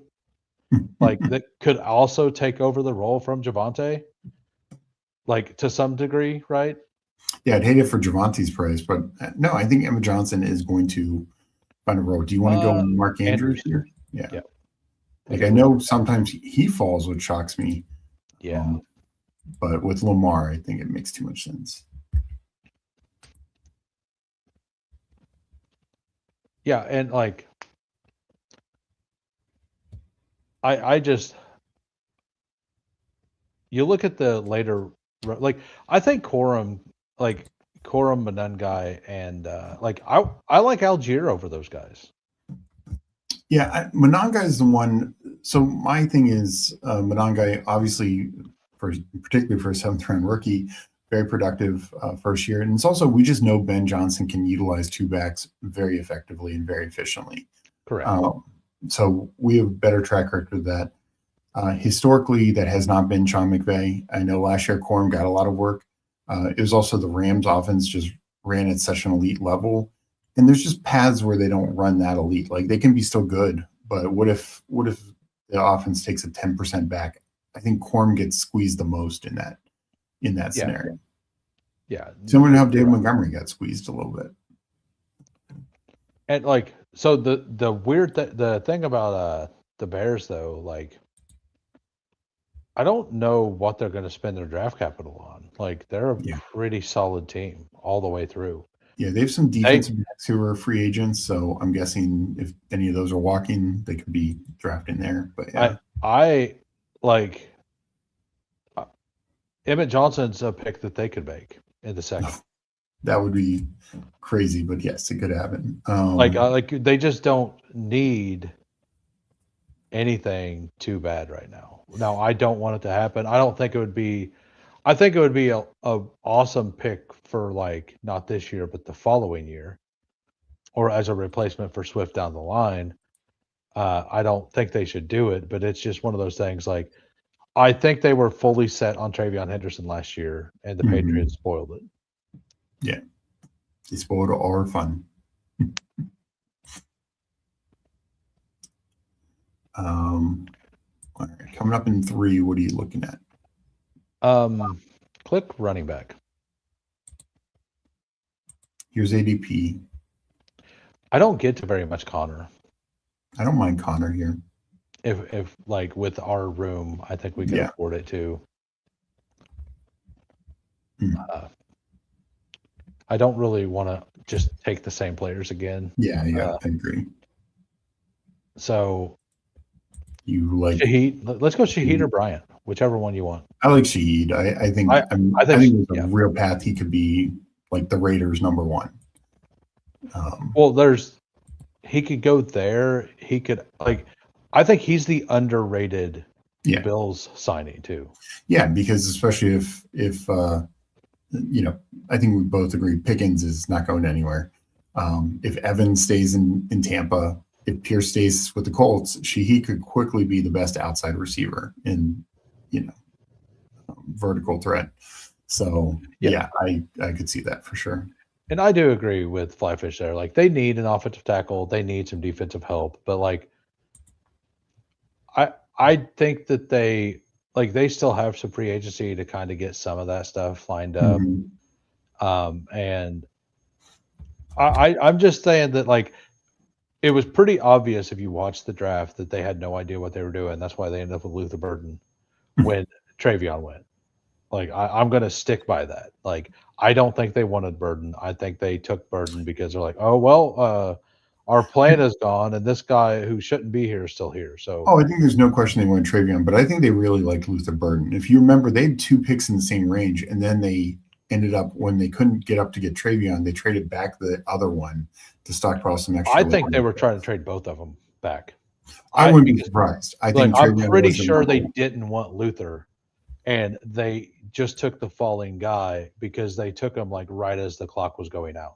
I'm pretty sure they were on the phone trying to trade both. Like, the first pick, they couldn't get it done, and then the second pick, they continued the first conversation, basically. Yeah, I think. They definitely didn't need Burden last year, but accordingly, Antoine Randall was very high on Luther Burden, according to reports. So he was pushing for him last year. Do you? Oh, our guy just went. Yeah, that's what I was. Yeah. Hoping for, didn't get.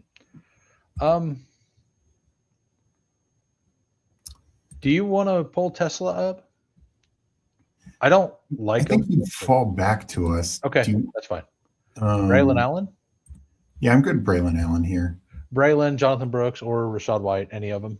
All good. I don't know what to do with Jonathan Brooks, to be honest. I'm gonna mix him in, and especially in rooms like this where we're very solid. Yeah, this is the room to do it.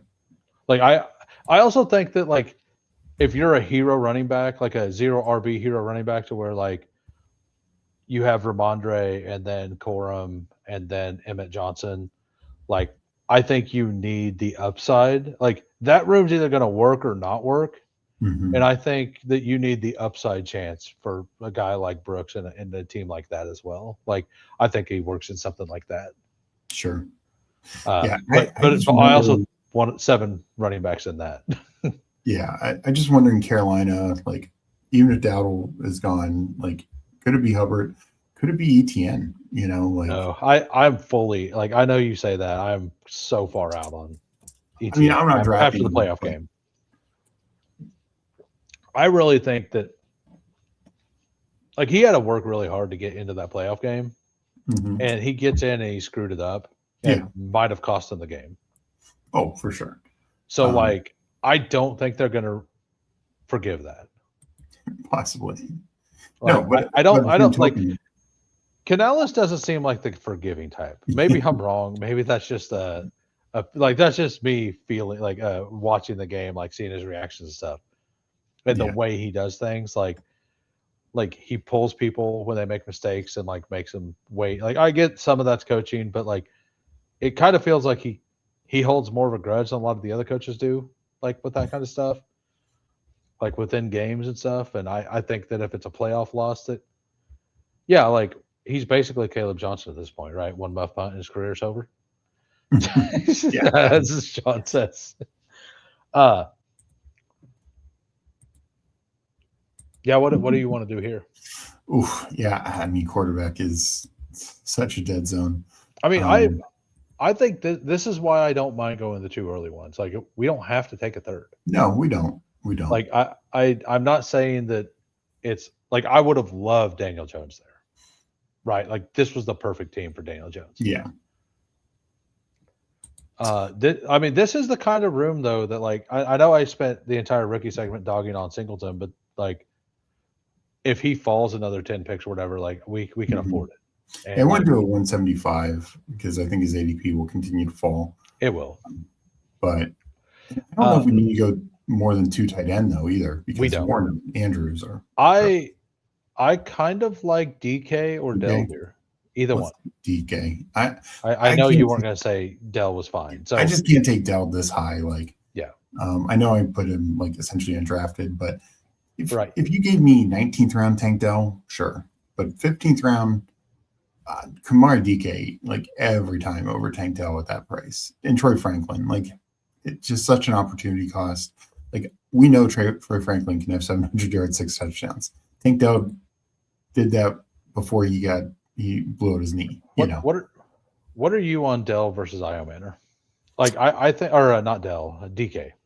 I'm definitely DK over Io Manor. I'm fine at Io Manor at his price. I definitely think Tennessee is bringing in a receiver, whether it's a rookie, whether it is they sign a free agent, somebody like that.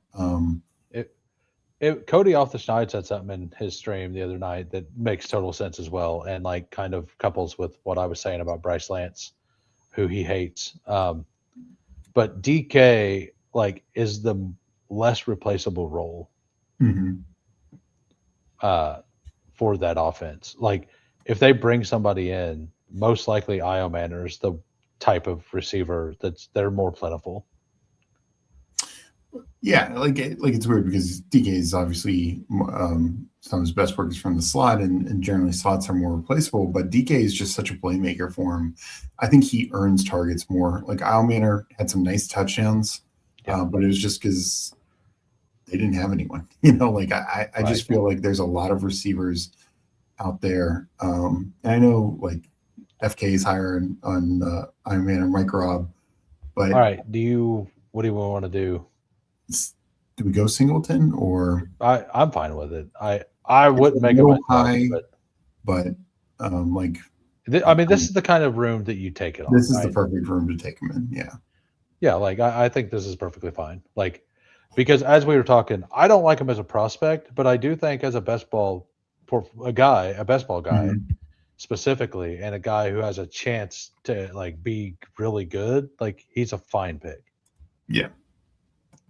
Like, but if I was an NFL GM, I wouldn't want anything to do with him. That's just where I'm at. Michael Pittman in Tennessee. Yeah, as the Colts move on from Pittman, I can see the Tennessee going either way. They could go rookie or they could go veteran.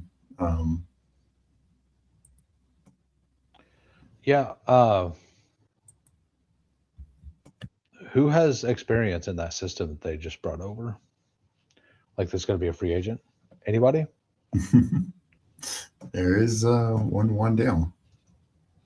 He's not a free agent though, is he? Yeah, he is. Is he? Yeah, Wandale's free agent. Did I miss that? He was the same draft class as George Pickens. And He's not a free agent according to my sheet. I copied everything. Let me go see. I'm like fairly positive he's not, but I'm gonna double check it.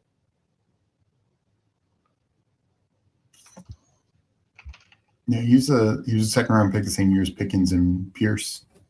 Yeah, no, I missed him. Yeah, you're right. I need to add that to my sheet.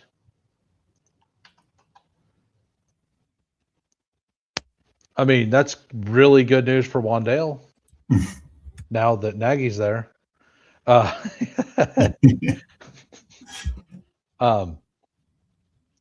right, so click quarterbacks again.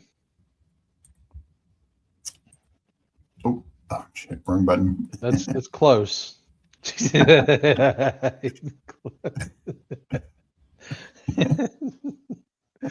All right, so I mean, they absolutely murdered quarterbacks. Like, Yeah, if you want to do a Shadur into Isaiah Bond, like that could I be don't interesting. hate that.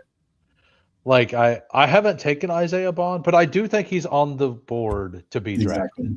Yeah, Like, I don't know. I might have one Isaiah Bond, but that like I think he's a 2 to 3% guy, right? Like Bond is. I do think that a lot of the Shadur teams I will take Bond on though, because like he was getting deep. Like I do think that it's perfectly fine.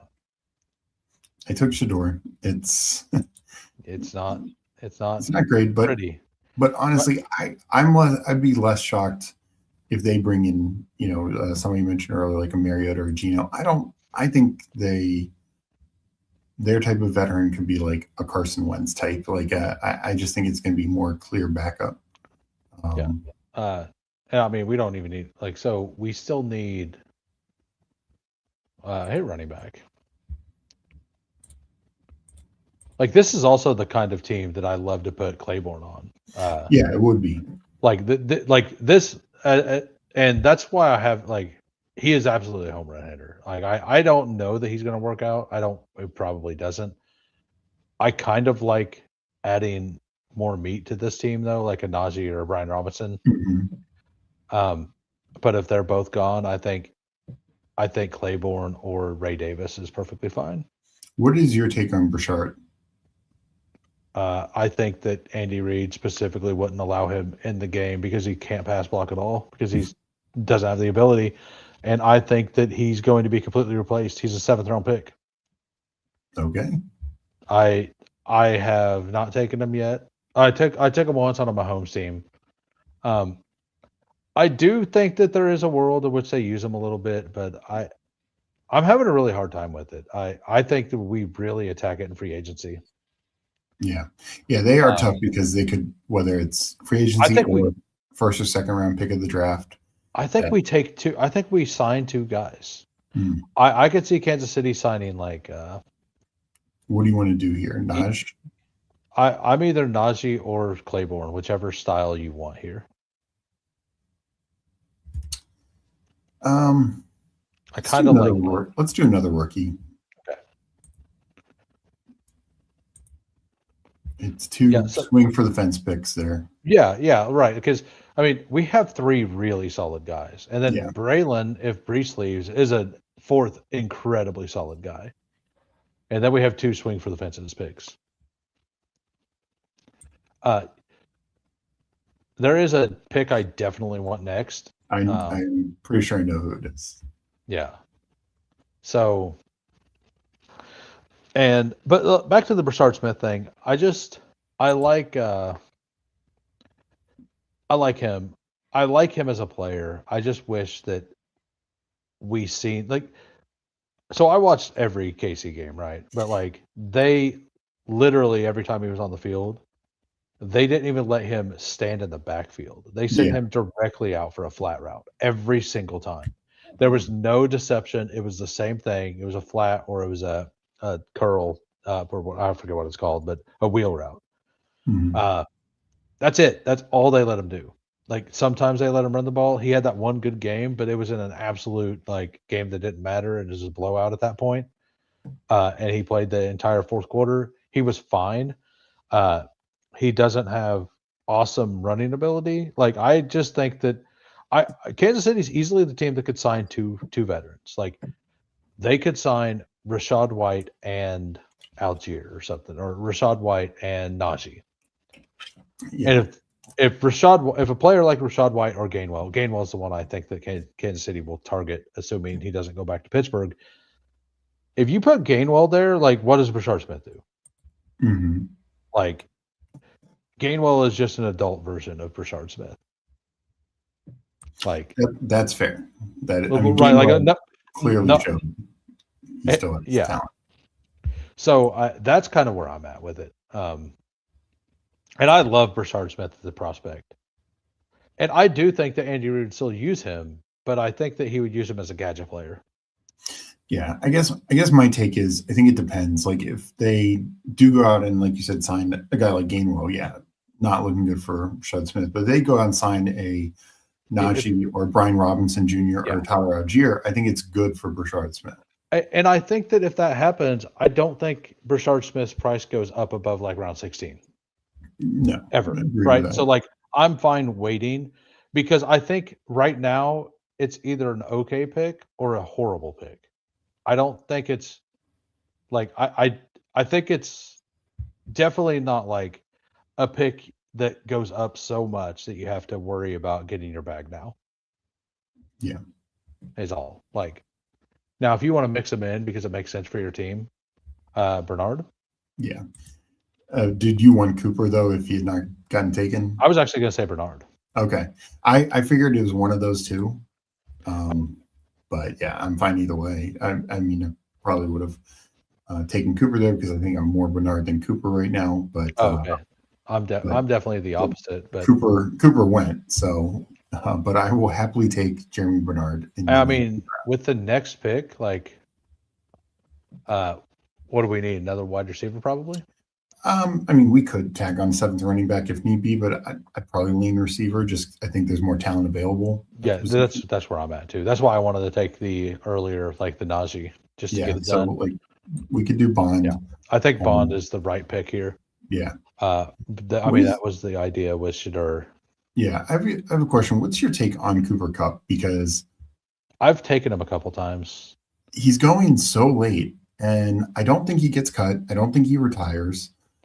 I believe is gone. So you actually came around on Shaheed leaving instead of staying because originally you thought that he was going to stay.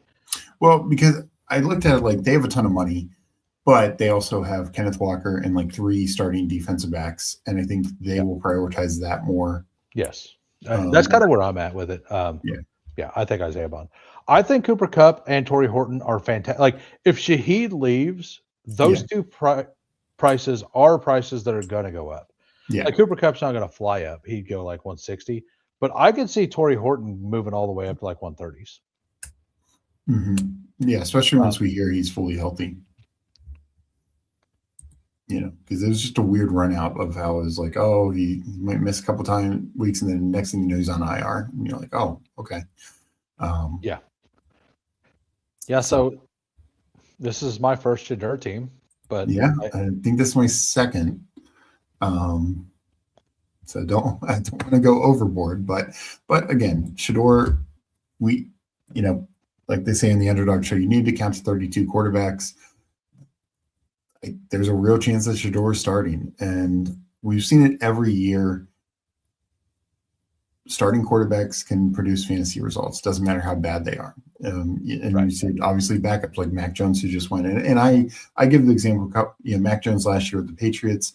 I believe he was quarterback at least one on the main slate, like Sunday main slate games, or he was like quarterback 2 of the week of week 1 of that season. And yet, he's outproducing the Josh Allens and the Jalen Hurts and all those guys.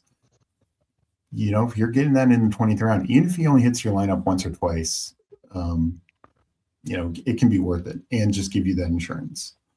So yeah, I mean, it's the insurance cost that's the biggest thing. I mean, look at Sam Sherman's team last year. Right. Brock Purdy misses so much time. Shuck's not starting yet. Bryce Young, who did not have a good year, was his insurance man.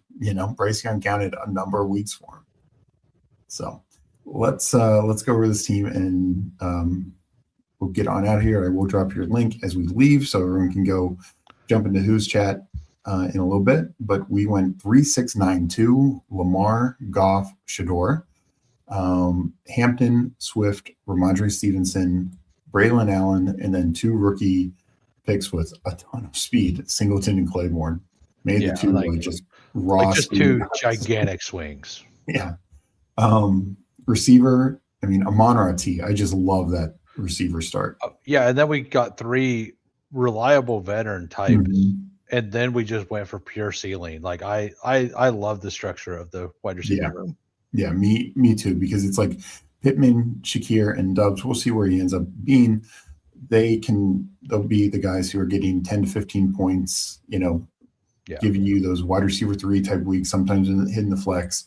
But these guys are the ones who it's like when we get the Shaheed spike or the DK spike or the, ideally Bernard and Bond as well, they can just hit the lineup. And then 2 tight ends, Warren would add value, which is great.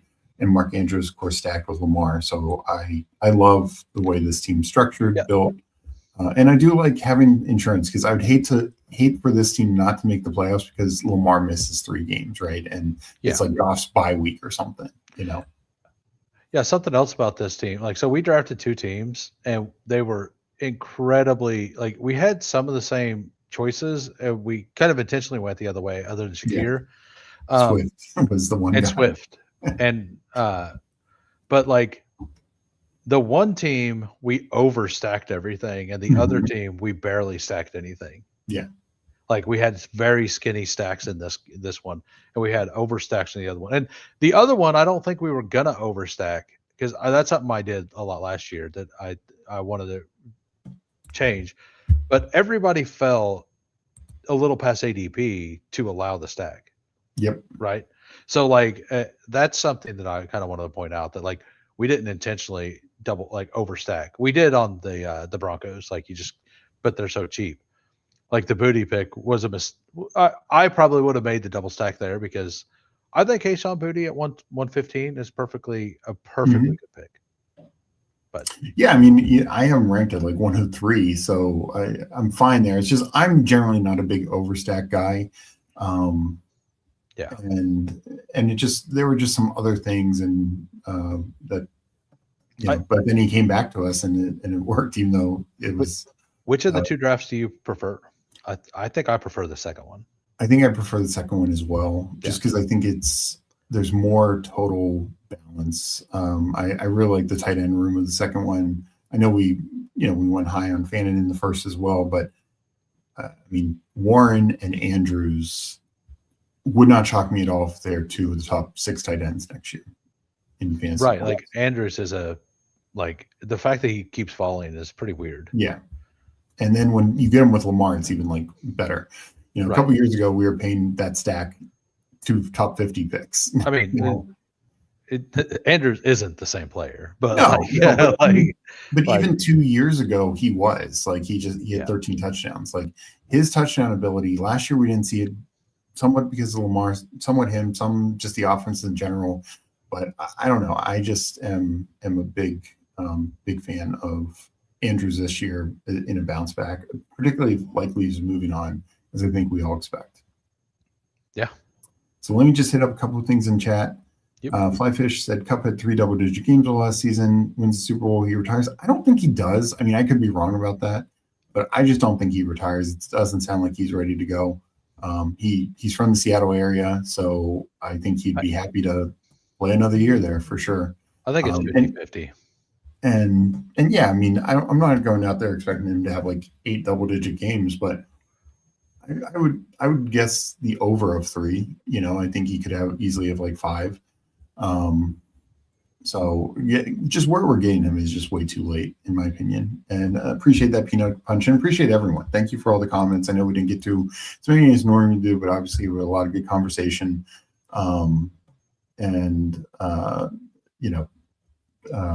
So I really appreciate everyone's support. Thank you for hitting the like button. I will drop whose chat or channel in chat in 1 second.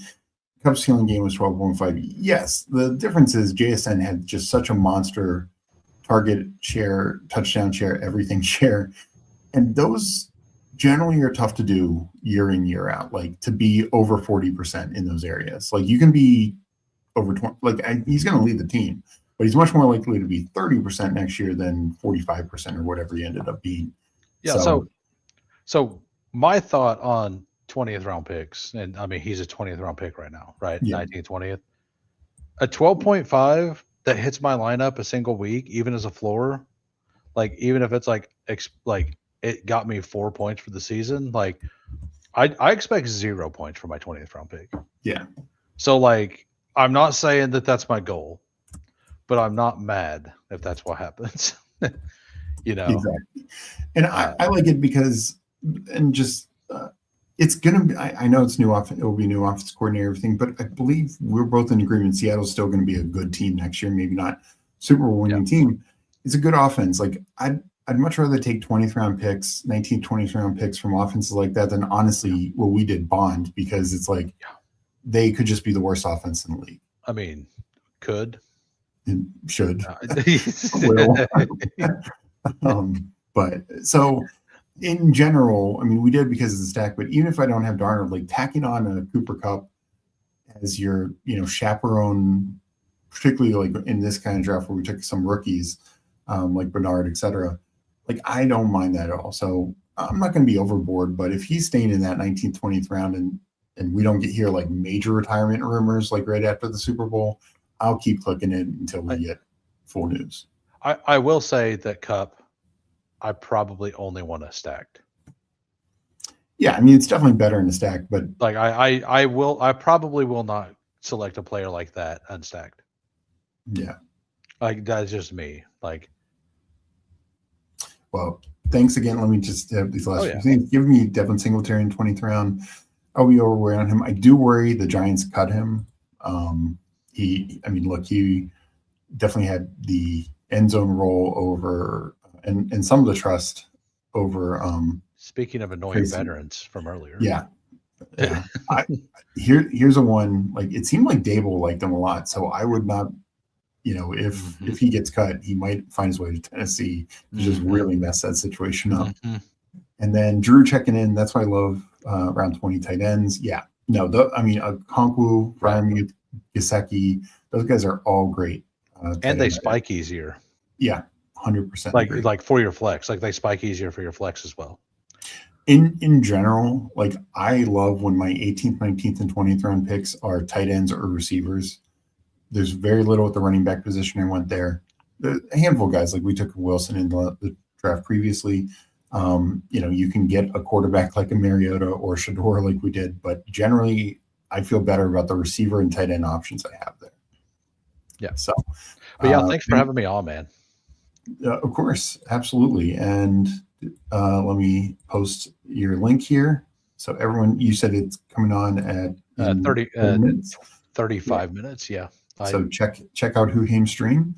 We'll definitely have to do the stream again soon. This was a lot of fun. Yeah. So, I was kind of waiting until I got my rookie stuff done before I really got with many people, because I wanted to be ready, because I knew I wasn't going to agree with a lot of the things. So I wanted to, have an actual discussion about it.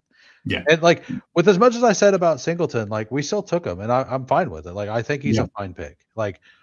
It's more that I think that his chance of hitting isn't incredibly high, but I do think that when it hits high. Yeah. No, I think it's a good way to put it. Yeah. Well, hope everyone has a great afternoon, and I'll see everyone in Who's stream in half an hour. Catch you later.